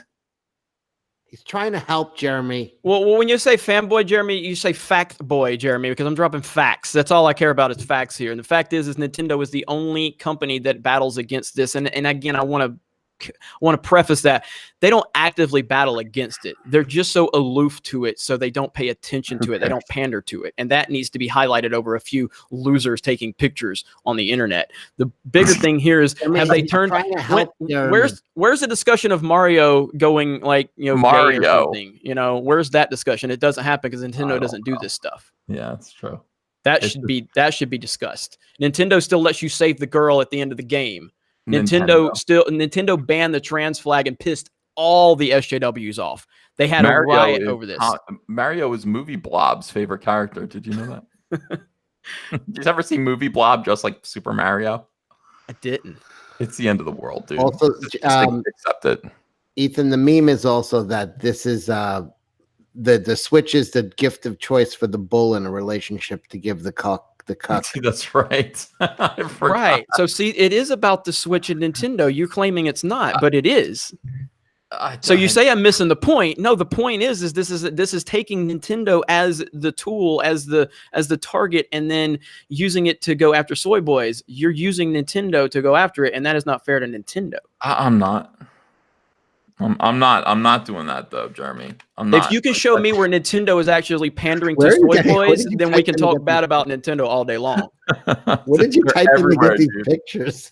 Dude, they're everywhere. Just look up soy boy Nintendo Switch. You're gonna... Look at this. What in the world? What do you understand? Where's Chuck Wendig? Boy. Oh my God, it's Will Wheaton. Oh, look who it is. Why are they all doing this? Is that Chuck Wendig? No, it's not. No, I don't see Chuck Wendig. This is the guy with the up top in the middle. It looked just like him. Is that Jude Terra? No, not Jude Terra. Rich Johnson? No, not Rich Johnson. The other one who does a comic book about gay pride. Always fighting with Zach. I can't remember his name. Look at this drawing, dude. This is perfect, man. This is exactly right. That really looks like Chuck Wendig. It really does in the middle. They all look like Chuck Wendig. But that guy really does. The guy next to the guy with the Joy-Cons. They all look like him. I don't understand. They all look alike to me. Is Will Wheaton Soy Boy Prime? Yeah, Will Wheaton is basically, he is the alpha soy boy, which is, ironically named, of course, but he is the soy boy that other soy boys admire and wish to be like, and that is why this happens. And Cecil, he's gone from Twitter, so you can't get him to unblock you like Shatner did Doomcock. He left Twitter completely, but you can get him on Facebook. I don't have Facebook. I'm so crushed. I hated fighting with Jeremy about Nintendo. I'm so dispirited. That was like not my point, and I had a whole head of steam. And you know what? I had a whole head of steam. Hey, don't use Nintendo. Don't use Nintendo as your prop, and we're good. I already fought with Jeremy over something meaningless today. We fought about Michael Jackson. This is what I do. I fight meaningless bullshit all day long. If you guys not figured this out yet, it's fun to me. It's sport. I have fun with this. The fact that people think I'm mad, what the fuck am I mad over? People started getting upset because me and Jeremy were I was fighting all over ready to Michael. go. I was Oh, all I ready know. to go. I All had about. to tag Cecil. Some guy was like, Jeremy, you're being aggressive with Cecil. I was like, are you, what the fuck? Cecil used to guys being aggressive with Like, him. Right. He wasn't. I mean, he wasn't. You were being aggressive, but not like Michael Jackson with an 8-year-old. oh god damn it. Oh man. Aggressive. When people say I'm aggressive and they think I'm mad, I'm like, you guys don't know what mad is. That is a soy answer to think that a guy's mad because you're having a debate on the internet. Come on. You guys ever seen a dude mad in your life? You think that's mad? I mean, seriously, come on. Thanks, Learn Jake what Hamilton. learn. Men argue, men debate, men are confrontational. It's what we do. We also go on riverboat gambling trips. We make our own beef jerky. We shit with the door open. What movie is that from? I piss outside constantly. I don't even piss in the toilet anymore. I literally don't. I can't piss in a toilet. That's another sound clip I want. If Logan Michael's listening, can I get a sound clip of Jeremy? Always outside. Always. That's a crime in Ohio. So I'm just telling you, always outside. What, That's how to pee? yes, to pee in general. Anyway. Yeah, I like peeing outside better than going in the toilet. Oh, it's fantastic. It's so free. It's so liberating. That is a definition of a man right there, to piss outside. You know, you don't have to worry about the flushing. You don't have to worry about letting the seat up, seat down. You don't have to worry about, pissing on this or that. No, just piss outside. It's all good. It's awesome. Try it sometime. First I world. did it when I lived in an apartment. I would go in either off the balcony or just in the hallway. Oh, the balcony. Yes. Cecil, we're getting past our Twitter fight that upset so many. And now you're talking about pissing off a balcony. And we're connecting again, brother. Yeah. Okay. Mr. V says I just wear diapers.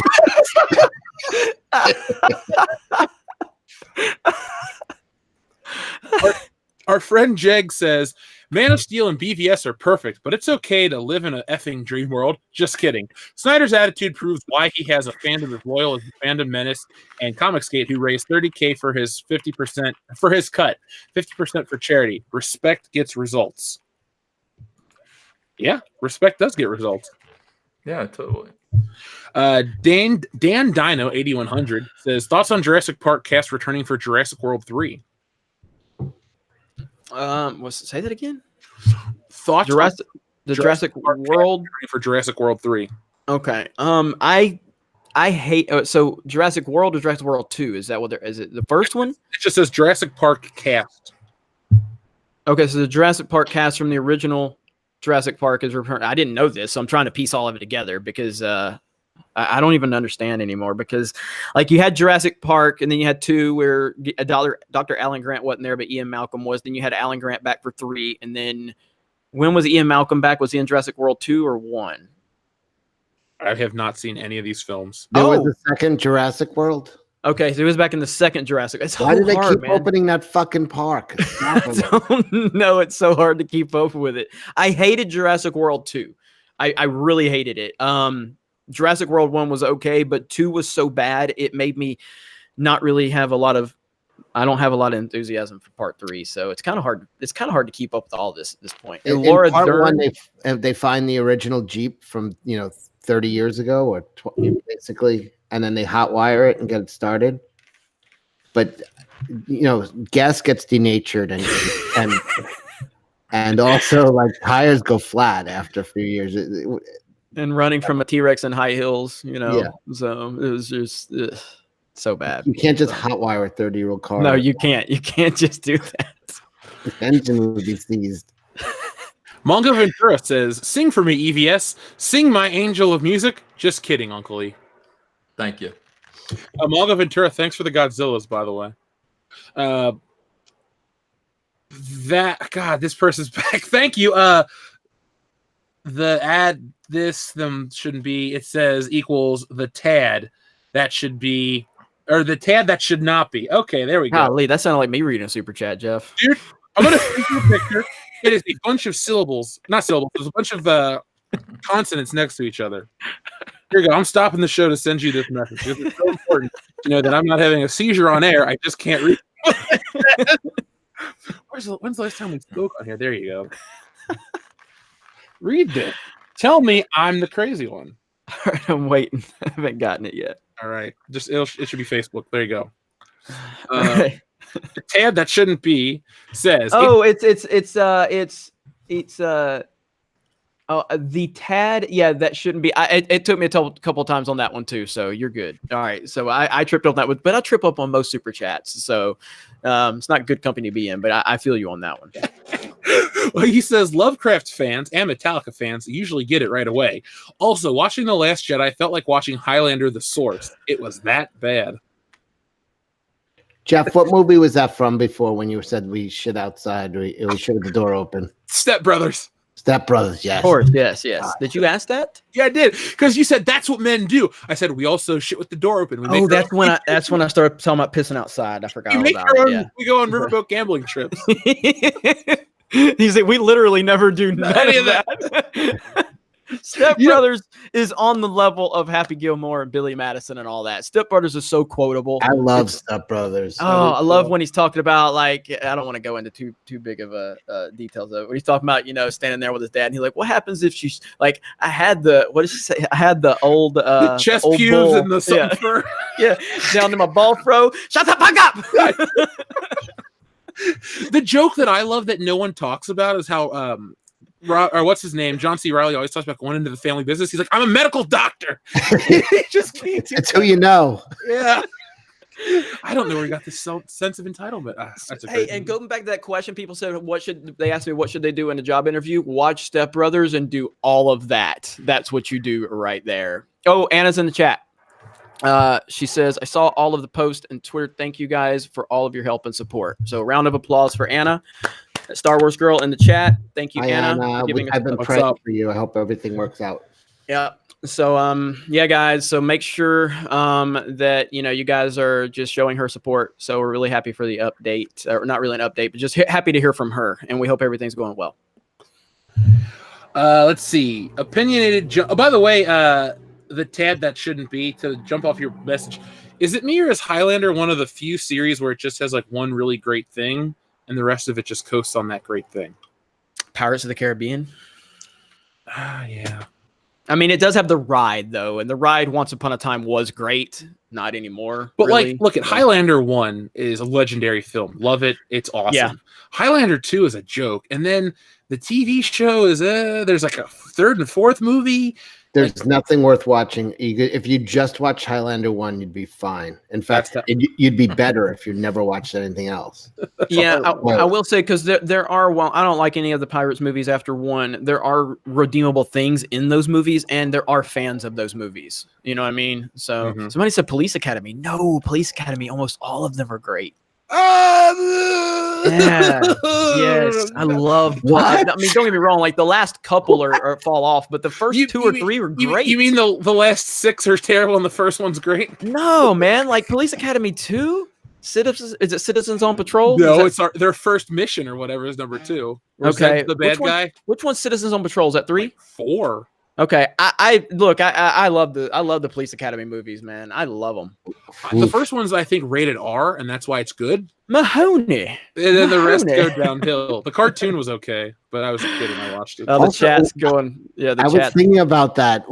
That all the weird shit that got turned into like children's properties in the 80s. Like no one cared about the source material. Like the Toxic Avenger became a kids show. I used to watch it, and it was like that was the most violent, like for no redeemable quality movie where he's just fucking murdering people, exploding their heads, and it's like, oh, let's make a kid show out of it.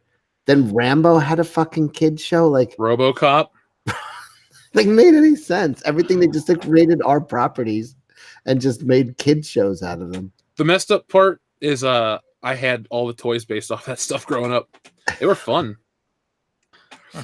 Let's see. Opinionated Junkie says Geeks and Gamers became anti-SJW cringe, like the SJWs. You spent money to tell us that? Thank you. I don't know what that means, but okay.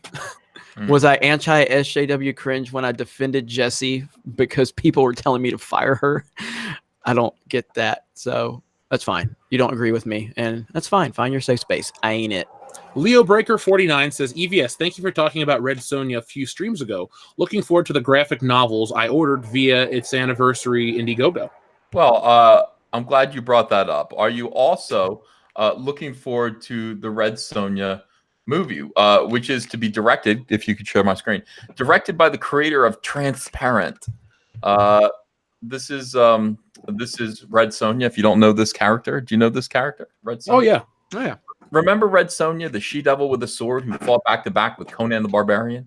The woman upon whom the goddess Skaithach bestow unparalleled skill in battle on the condition she would never lie with a man until he defeated her in fair combat.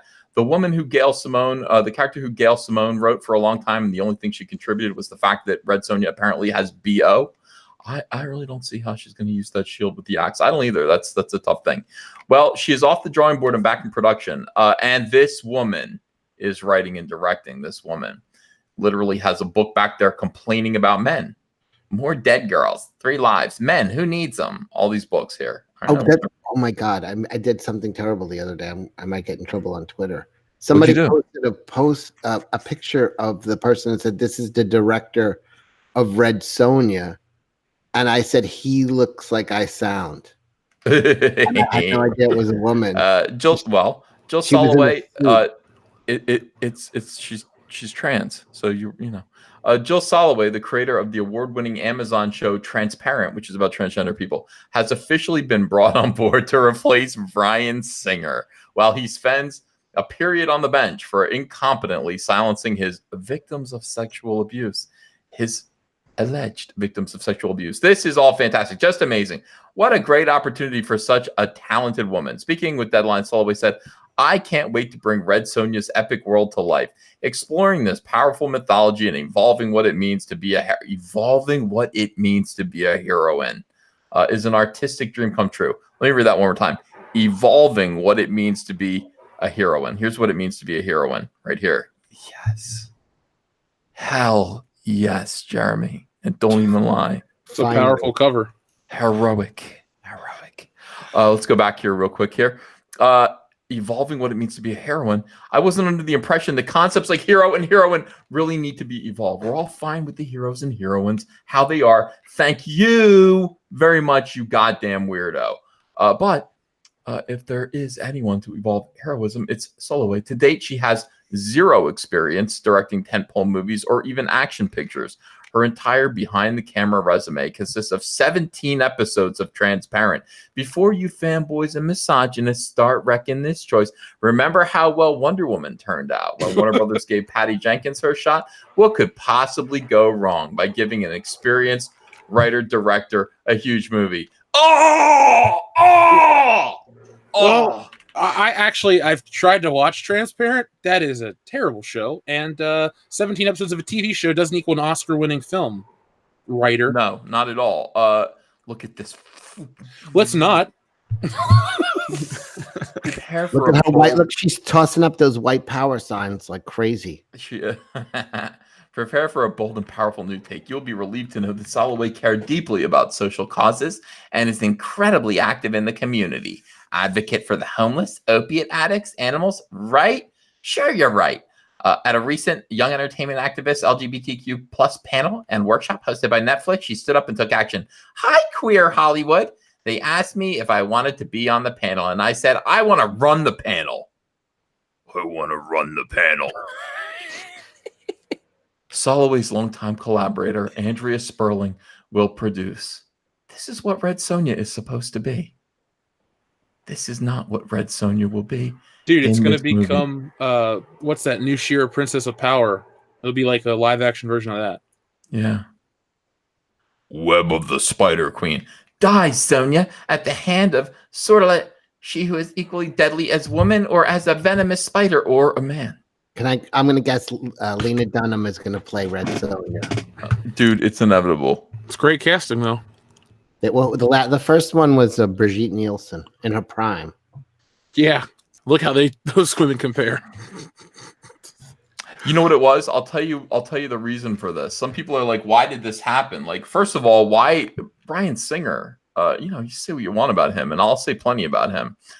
Bryan Singer is look, he's a really pretty good director, and he directed the recent film Bohemian Rhapsody, which made $900 million. So, people who are interested in this, we're excited about that.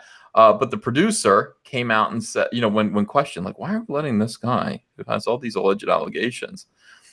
They said, hey, yeah, but he made $900 million on his movie. And so people started to say, oh, so that's the price of letting a pedo direct, eh? And then boom, that's how we find ourselves with Jill Soloway right there. Emotional blackmail. This is going to be horrible. I mean, either way, I think would have been horrible, but this is going to be particularly horrible. I think Bryan Singer at least would have created a film that resembled Red Sonja. This is going to be an ironic statement about what Red Sonja means to the toxically masculine men. It's going to be opposite of sexy because it's going to be, it's going to be a send up. It's going to be a real warrior woman in the medieval times would never be sexy. So I know it's going to be Lena Dunham. I know it. Dude, oh. Well, remember they were going to make that Barbie movie with Amy Schumer, and then enough people bitched and stopped caring, so they recast it with Margot Robbie. Oh. Maybe they'll do the same thing. We can hope. Sometimes reason will prevail. So, are you sure that director is trans? Just she was a man and became a woman? I think so. Yeah. Because usually when the guy goes girl, they usually get very girly. They usually go long hair. No. No. Let me double check about that. Jill Soloway, I think is trans. I think Jill Soloway's adjectives are they them. Let's double check that. I misgendered her. Did I misgender? I don't know. No, I did on Twitter. I said I thought it was a guy. Yeah, I don't know. Let me say trans. I don't know. I don't want to look into this anymore. Yeah. Oh no. Jill Soloway of Transparent comes out as transgender. Here it is. Oh yeah, it's yeah. Hang on a second. We'll have a look at this together. I mean, you know why? I'll punish you guys too. Why do I have to do this alone? The Wachowski brothers are now the Wachowski sisters, and they're very talented directors. That is true. Transparent creator Jill Soloway comes out as trans and genderqueer. She looks like Pauly D from the Jersey Shore there. In a Guardian profile of Transparent creator I Love Dick, series co-creator Jill Soloway identifies as gender non-conforming queer person who prefers to be referenced with gender-neutral pronouns they, them, there. The article comment. Oh my God, dude, just kill me. I think she's a woman who never got the surgery, but it's just an androgynous like they want to be a man, or right. they identify as a man, but it's a woman, born woman.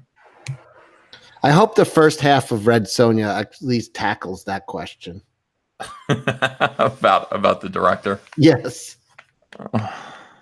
Well, Laura Story has a question for us. It says, are you traumatized by the constant talk about Jeremy's peen? Do you feel the need to vomit? You might be suffering from JGPP PTSD. Call now. Doctor standing by. Oh, good stuff. Obi-Wan 27883 says, Jeff, any viewing of Lord of the Rings yet? When Phil gets back from vacation, I will go to his house and we'll watch it on his 4K TV with the big surround sound, and then I will get to experience, and I will let you know what I think. Oh. Unhinged Crank says, Gunga Din. Oh, sorry, Gungan Din. I'm thinking of watching with the Gunga Diner. Unhinged Crank says Gungan Din. Darth Vader's disembodied charred Faust says, lots of people bought my toy. Sure, if you count lonely moms and Russian cam models, then I guess tons of people have bought the toy version of me. Well, that was the idea. Darth Vader's disembodied charred Faust. Cecil, you should follow him on Twitter. I love the name. Yeah, it's a burnt hot dog with a Darth Vader helmet. All right, I will come up now. I feel like the two of you would get along very well. I think so too. By the way, I figured out a way to combine the argument that I had with Jeremy, and the argument that Ethan just had with him. Maybe the Michael Jackson estate has been like posthumously mailing the survivors of Neverland Ranch like a parting gift, and they all got switches, and those are the pictures. All right, hang on. Hang on. What now? I'm lost, Jeremy. I have got so much I'm trying to deal with. Never mind. So Go forward. I heard my argument with you, and I heard switches, and I heard you call me tried Jerry. I tried to combine them for an ultimate tornado of anger from you. I'm just gonna call you Jerry from now on when you make me mad. Jerry. Yeah, just calm call me down, Jerry. Yeah, Jerry. You know, like can't even remember the guy's name that you argued with, Cecil. Thank you for that. I appreciate that. Miguel Olmo says the question is for. This question is for Even. I guess he meant to say everyone. I have an idea for a comic. Imagine medieval knights fighting in a tournament, but they're cutting wrestling promos. It's a pretty cool concept. That is a pretty cool concept. Jeremy, somebody sending me proof that it is the soy thing isn't just Nintendo Switch. So that's the guy I'm doing the Star Wars commentary with. It is. That's him. The R-rated horror podcast, Josh. So it's just Nintendo in general. It's not Nintendo Switch. Everything Nintendo is soy, according to this guy. All because of one picture on the internet. We have. That's what he's saying. I have no opinion. I have no opinion.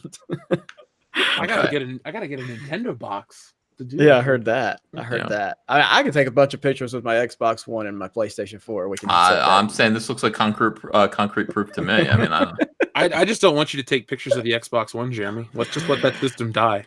You know what's funny? I've got the One X. So look at you. Yeah, this guy can't even do soy boy face. This is something. This looks like fear. This looks like something else. Like normal people can't do that. Like he's trying to make that face and he can't because he's a real man. Penetration. That's what that face is. I was gonna say he looks like he's on a ride at Disney World and they're taking the photo as he goes down the hill, the water slide. Yeah.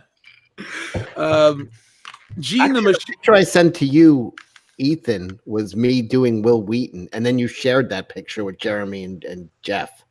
That's the only picture they know of me doing a soy face. Oh yeah. I know you. That's right. We met. We were very drunk, but we did hang out for quite a while. That's true. Yes. I've got one there that's used as the emoji for my members on my channel. So there's a Jeremy soy boy face that they have as the emoji. I don't know how the hell they got that turned into. Is there a soy face? Is there a soy face, Jeremy? Yeah. There's going to be. Oh yeah, there is. Oh, you mean the actual account? That's a Caitlin question right there. There's around 300 accounts, so I have no idea. I can't keep up anymore. Soy face, Jeremy. There's a vacuum. Gene the Machine says that explains the empty theaters and no refunds. I think that's in regards to Ethan's Captain Marvel review. Yeah. Richard Carter says, EVS, you should be a stand-up comedian. Thanks. Unhinged Crank says Savage Dragon animation is on. Well, he meant to say Pornhub. I'm not going to watch it on there. Eric Teo says Savage Dragon is poorly drawn porn. Disgusting. A lot of anti-Eric Larson in this community. Jeff, have you seen his comic? Like any of the scenes from it? What, Savage Dragon? Yeah. Yeah, I mean, I've read issues. It's like hardcore porn now. Like there's. Yeah, I don't know. Yeah, no, he posted. People posted online.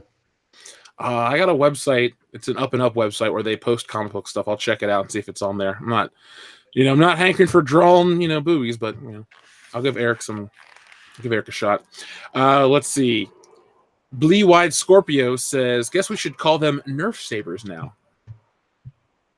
In regards to our Star Wars Fallen Order, right, Jeremy? Is that the name? Yep. Mm-hmm. Okay. I can't wait to cover this tonight because I want to really look further into this because I'm going to make a very animated video about that. Echo Base Network says, do one of you mind looking at our EBN intro for video off screen and give me your thoughts on if we could copyright claim on it? It's 17 seconds long. Yeah, you can send it to me on Twitter. I appreciate the compliment you gave me the other day. And that's not why I'm doing it. I just remember that you gave me that compliment. And Nicholas, you've always been a big supporter of the show. So yeah, send it to me and I'll try to help you out. I really don't like giving advice on claims, depending on what the claim can be. Just like with Josiah, when he lost his live streaming ability, he wanted to know he asked me if he should challenge it. But the problem is I've never had a copyright strike on my channel. And there's this thing where if you challenge a copyright strike or something, if you don't win the appeal, I think you get another strike or something like that. So I'm very careful about giving advice on that stuff because I don't want to give bad advice that can actually cause you an actual strike. So just keep that in mind. Any advice on that front, I have to preface everything I say, and I won't give a definitive answer. Swinging Cot says, Jeremy, owning a Switch doesn't make you a soy boy, but being soy means you own a Switch. By the way, join the Master Race, hashtag PC Master Race. I'll be busy playing Mario Kart 8 and Smash, and you can't. So there you go. Ooh. Now, Unhinged Crank sends in, I'm going to read Unhinged Crank's 3 super chats in a row. First off, he says, $2 for more $2 for more soy milk for Jeremy. Sorry, I'm really tired. I can't speak right now. $2 for more soy milk for Jeremy. There we go. He also says, Geeks and Gamers, sponsored by Nintendo, confirmed. Not yet, but I'm not gonna pass up on that deal. I've said that many times. Anybody trying to call me a Nintendo shill, like, you're not hurting my feelings. Like, please, I will get. They can pay me. It doesn't mean I won't shit on them when they deserve it with things like the Wii U. But yeah, I'm all for it. I think you're a little late to that party with Reggie Fils-Aimé leaving. I don't think you have a chance anymore. Yeah, I heard that. Good old Reggie. Unhinged Crank also says, so great to see Cecil again. It's always great to see Cecil. Great to be here. Echo Base Network says, and Jerry's very happy. Jerry, it's always good to see you. Jerry is happy. Echo Base Network says, new account coming. Nintendo shill Jeremy. LOL. I would have to imagine there's already a Nintendo shill Jeremy account. I would have to imagine. Well, I don't know. Have to imagine much more because in the morning we'll have it. Let's see. Sorry.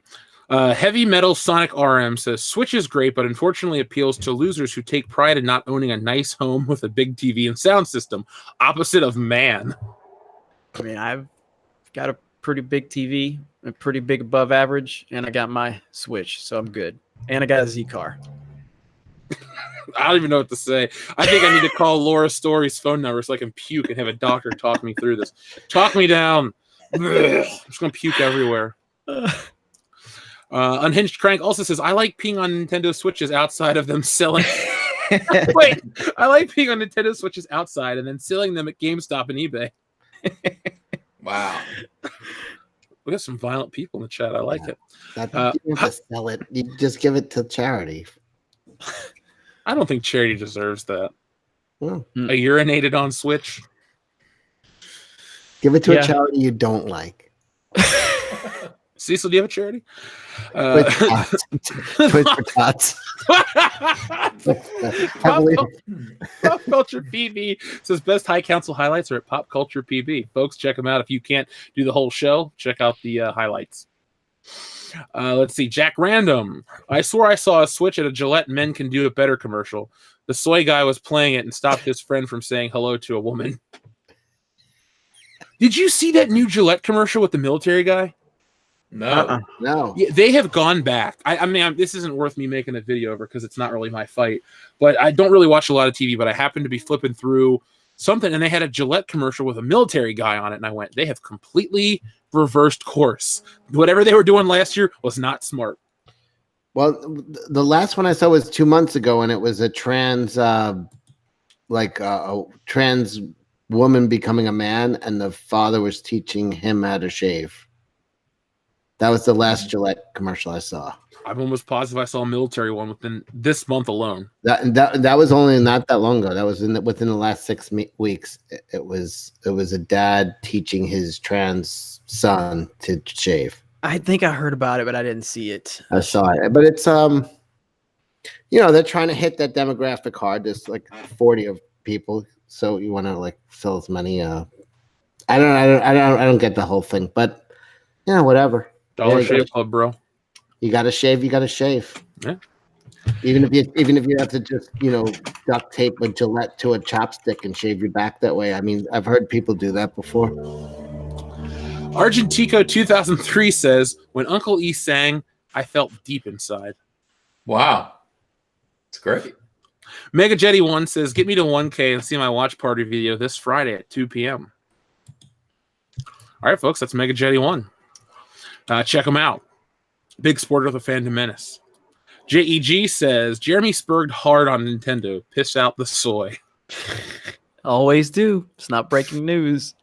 Paul, the piston or the Spurgeon? Huh? Okay. So, I said whatever. Either or. Either or. As long as look, I will white knight for Nintendo all day long on the internet. All right. Jeremy, what's your take on crapping outdoors? Not so much a fan of that. Not so much a fan of that. What about Pissing outdoors. For Pissing shock outdoors. value, it's pretty good though. No, not even. No. Mm-mm. You got to lose a sock though. That's the problem. You will lose. Yeah.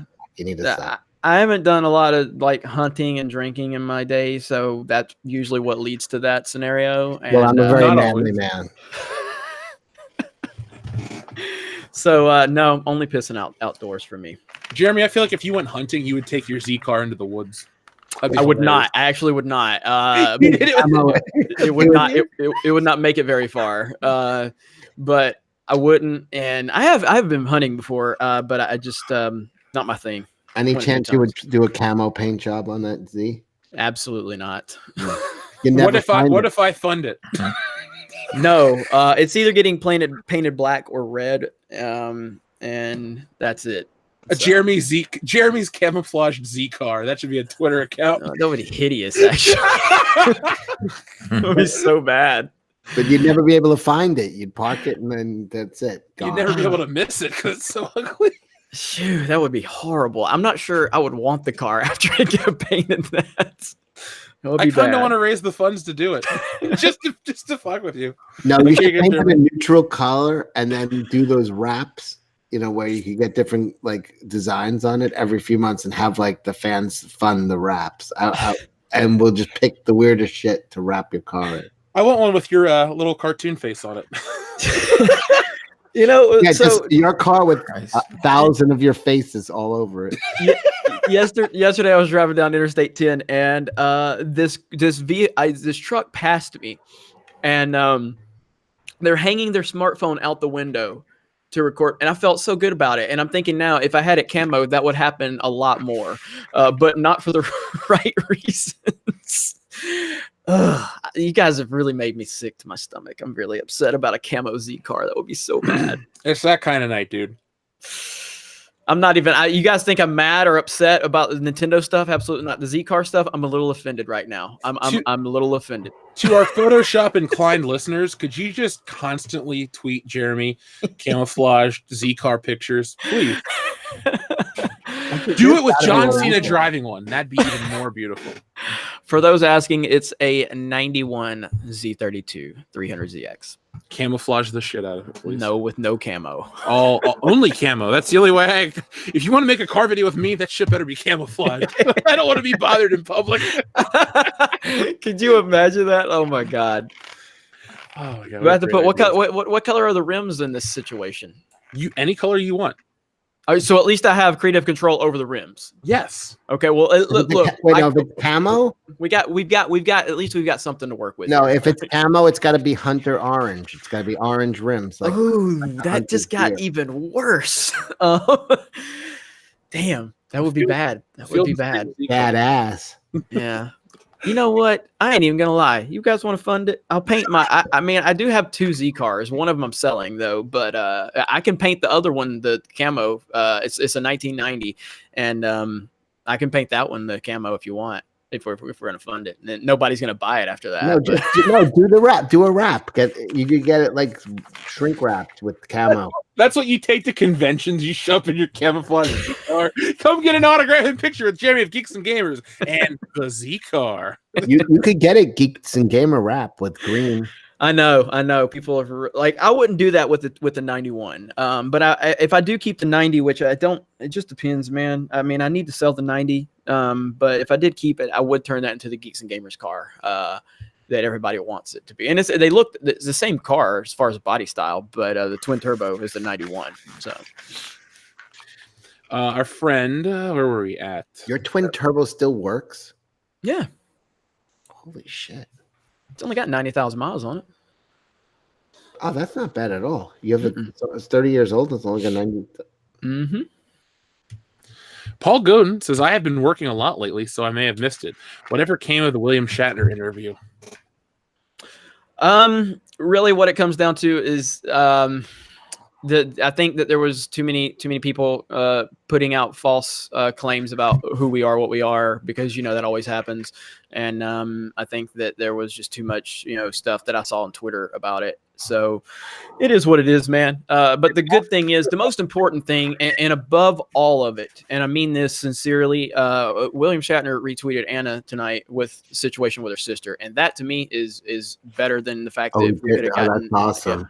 Yeah, so the fact that he did that for her is bigger than any of us getting an interview with him. And he tweeted Mark Hamill to do it. Mark Hamill hasn't responded as of now that I know of, but that is amazing, and that means that Shatner is definitely paying attention to our community, which is awesome, and I'm really happy about it.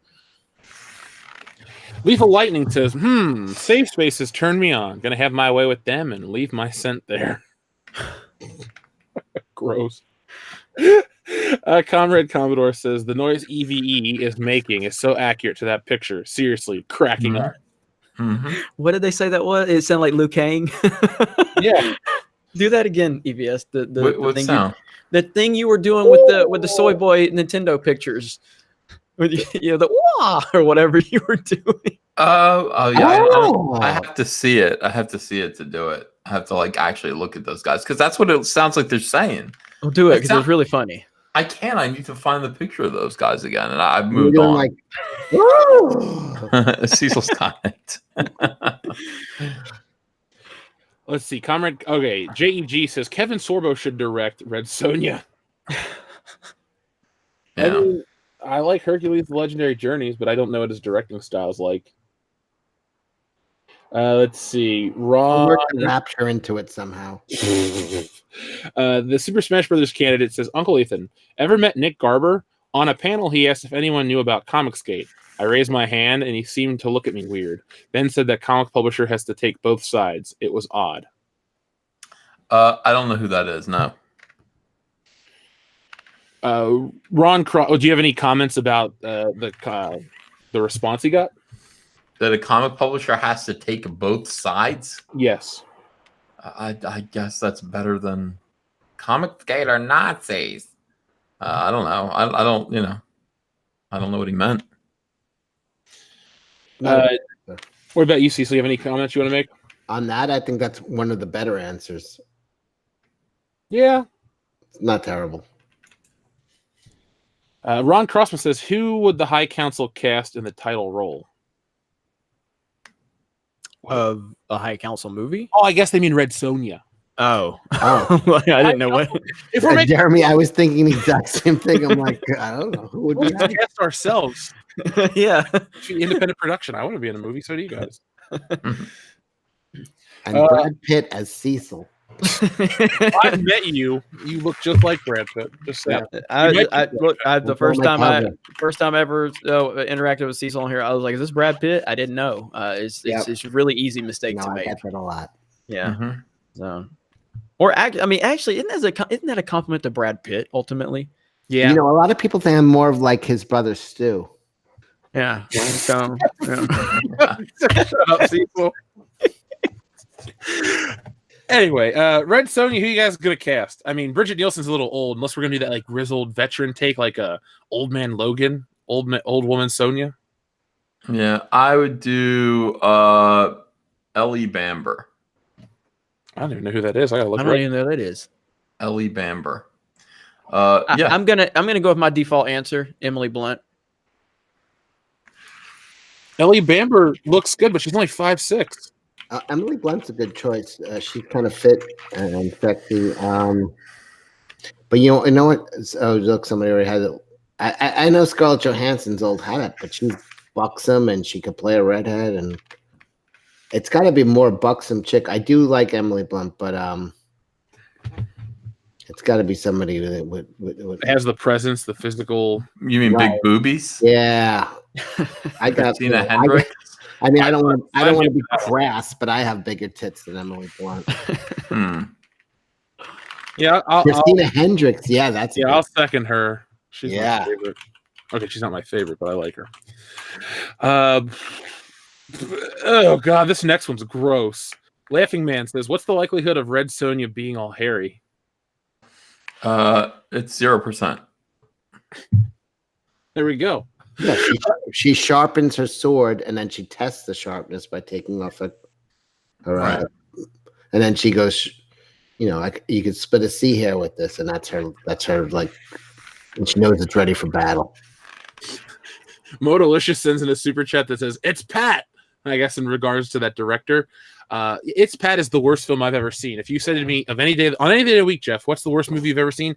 It's Pat. It's worse than The Last Jedi. It's worse than any.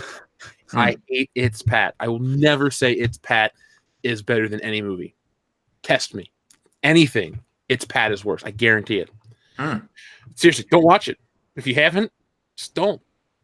Ron Crossman says, how salty do you think the SJWs are over Vampy? Pretty salty, yeah. The Bleeding Cool article was unhappy, to say the least. Noah Talk. I have a Pat story, by the way, which was I always thought was funny. Is I forget. I always read the biographies of the SNL guys, and Chris Farley always had the same joke he would play on every single person.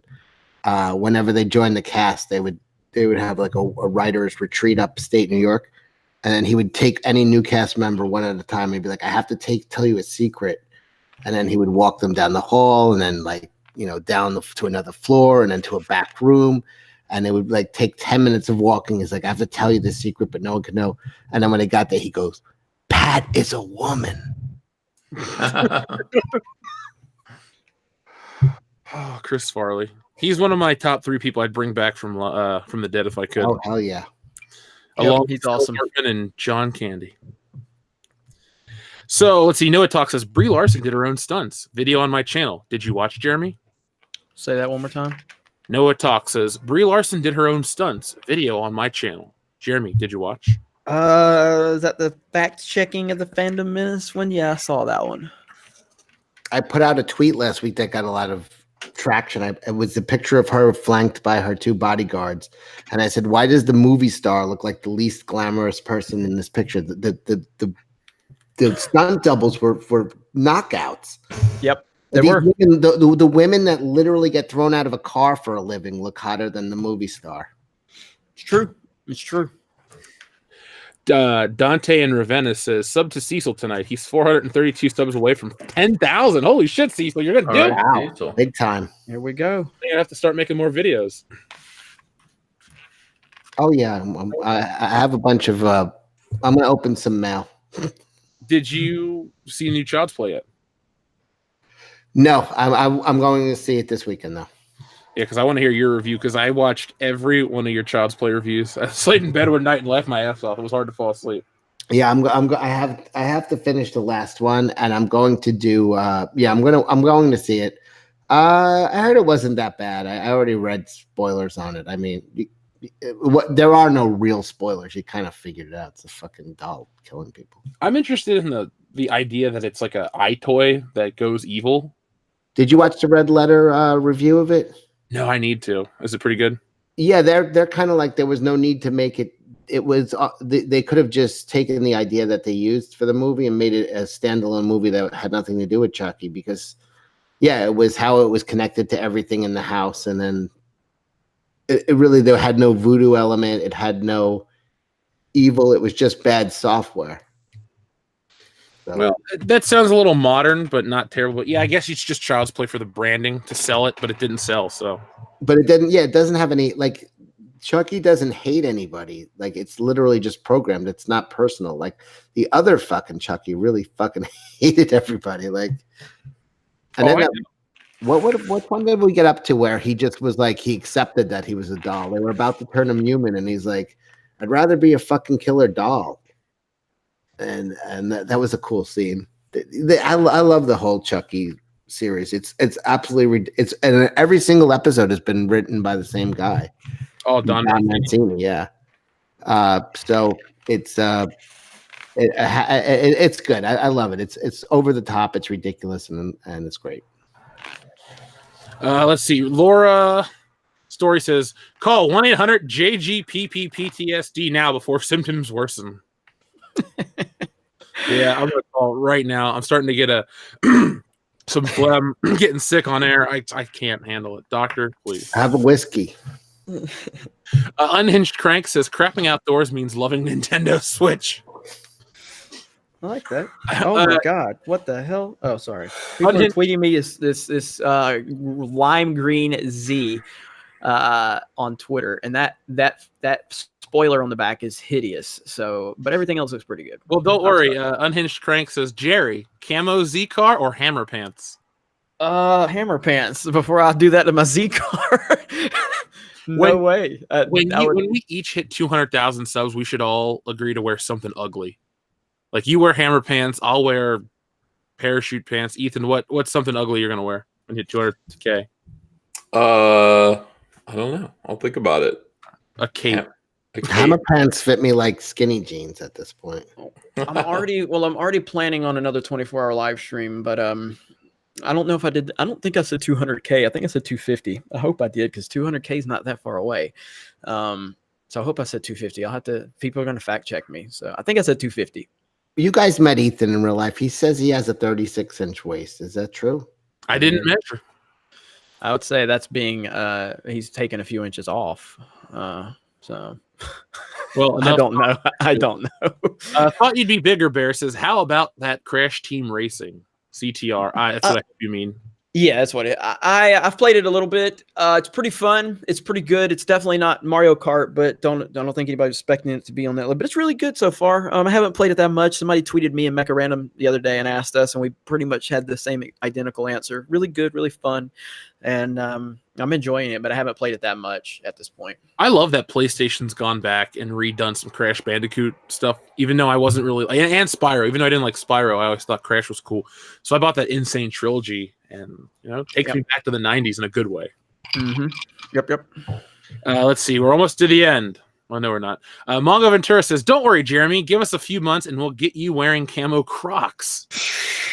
Hey, there's this thing about like I said I wear Crocs, and now it's like this big thing. Like I don't remember the last time I actually wore Crocs, but they are comfortable. I don't wear them that much. But I don't think I can wear Crocs. No, they're comfortable. I don't care. I really have no sense of fashion whatsoever. I don't really. I know. I've met you. About me. So yeah, I just wear the same shit. Like it doesn't matter to me. It doesn't matter at all. When I find a shirt that I like, I usually buy like multiple shirts of the same shirt just so I'm like, all right, cool. I can just wear this every day. I just don't care. I'll never forget when I met you. I was like, he's wearing the Geeks and Gamers hat and shirt and all this. I was like, oh my god, it's just on the videos. Yeah, no, like I met somebody. Matter of fact, I got recognized at after I watched Toy Story 4. I got recognized in my local theater again. This has been happening a lot, but one person recognized me, and I'm wearing my Star Wars hat. I'm wearing my Geeks and Gamers shirt, and they're like, "Holy shit! It's like you walked out of YouTube." And I was like, well, this is what I wear. He's like, you know who else got recognized at a theater in Florida? Who? Pee Wee Herman. Oh. I got nothing for that one. That was good. But yeah, I guess I don't know. This is what I wear. So it's just, it is what it is. Let's see. Jeg says Z car with an Auburn Tigers paint job. Hell no. I'll get a goddamn camouflage before I get that shit. So Demajanai says, "Hey guys, just wanted to say thank you to World Class Bullshitters for the shout outs. My cousin is getting her prosthetic arm fitted. Oh, and I saw Shaft. Not that bad. Shaft is phenomenal, man. I loved it. I loved it. It was like it went again. I knew your guys were gonna say that, but it did. Ethan, did you watch it? No, I haven't. I haven't had a chance to see it. I just like the review. I saw Shaft. Not that bad. Why say anything? It's just like, oh, it's funny. Yeah, I heard that. I like how some people are actually going out of their way to say Shaft movie. Like I've seen some reviewers saying Shaft movie to stay away from them saying anything. I definitely recommend it. Hopefully Brie Larson will tweet about it. I would think, and maybe it's a situation. Look, I'm just saying, I don't really care what a 40-year-old male feminist had to say about Shaft. It wasn't made for him. Was the plot deep though? Shaft had a very deep plot, and there was a lot of friction. There's a lot to take in. There was a lot of friction, and what did this show become? Cecil's here. What the hell do you think? We've had a varied amount of topics tonight. I'm very happy about that. Demaj and I, I'm happy about your cousin's arm, though. Acid Blade 21 says they need to get Alexis Texas to play Red Sonja. I love Alexis Texas. I would definitely I'd be happy about that. Yeah, we should get a fan petition started. Alexis Texas for Red Sonja. I actually almost said for Roadrunner, but that's a whole different topic. Fook Gugol 2 says 10K Cecil means you have to write the script. Oh, that's true. I made a promise. I was going to write my comic at 10. Everybody just relax on subbing me for a while, okay? Subscribe tonight. Let's see. Obi-Wan Don't rush into anything. Obi-Wan 2783 says Molly Quinn for Red Sonja. What say you? Oh yeah. Wow. Okay. Yeah, sure. Colin Quinn? That's a DeviantArt head swap. Never mind. Yeah, sure. She's okay. Oh yeah. I mean, Here, sorry. I'm gonna send you what I saw and thought was really her, and then you'll understand my reaction. No, Kelly, I take it back Kelly now. sued the Conic for Red Sonja. That's my pick. Oh no. No. No. There you go. That's what. Here, check the Twitter messages. That's what I saw when I Googled her. I was like, oh yeah, perfect choice. And then I was like, oh, it's fake. Let's see. The Super Smash Brothers candidate says Nick Garber meant that Nick Garber meant that one has to pander to both SJWs and Comicsgate to work in the industry and get money. R.I.P. Is it Etika, right? Mm-hmm. Okay, I didn't want to say his name wrong. Yep. So, do you agree, Ethan, and Cecil, you two? Do you have to pander to SJWs and Comicsgate if you work for a major publisher? A pander to Comicsgate to work for a major publisher? No, not at all. You do have to pander to SJWs, perhaps. I think you have to make a public statement that you're against Comicsgate. That helps. Everybody has to make a big show of it. Oh my god! Like Frank Cho, he made a show of it. Oh, he did. He did. Oh, I really liked his artwork. Well, somebody sent me a bunch of his signed comic books, and they want me to shred it on a video, so I have to do it.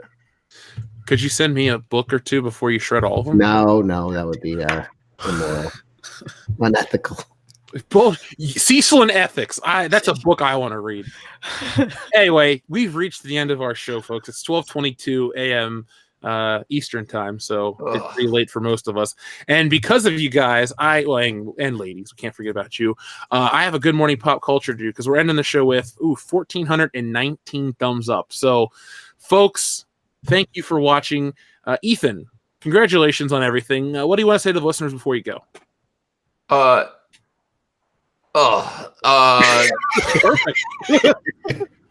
Kelly sued the Conic for Red Sonja.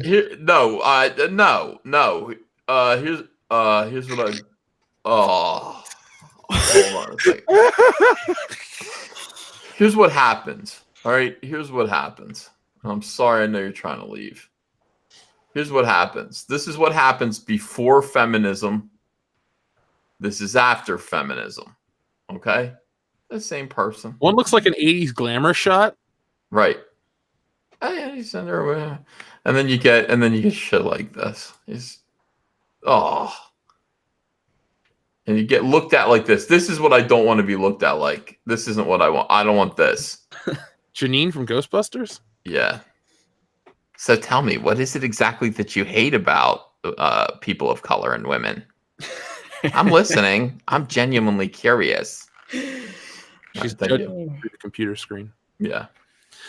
Salvador sent in a super chat, says, shout out to me, fellow mods. We fought the fight. Salvador, thank you very much for fighting the fight. I'll look how to get rid of the links. I tried to during the show. I saw the messages, but I couldn't figure out what you guys were trying to get me to do. So somebody's got like a direction. I got you. I'll get you taken care of on it. And then Unhinged Crank says, stay on as long as you want. Ricada is not streaming. That's good. It's such a late day. Ethan had a huge meeting. Jeremy was getting camo picked out for the Z car. Cecil. I had a big meal. That's every night. Come on. No. So Jeremy, anything you want to say before we go?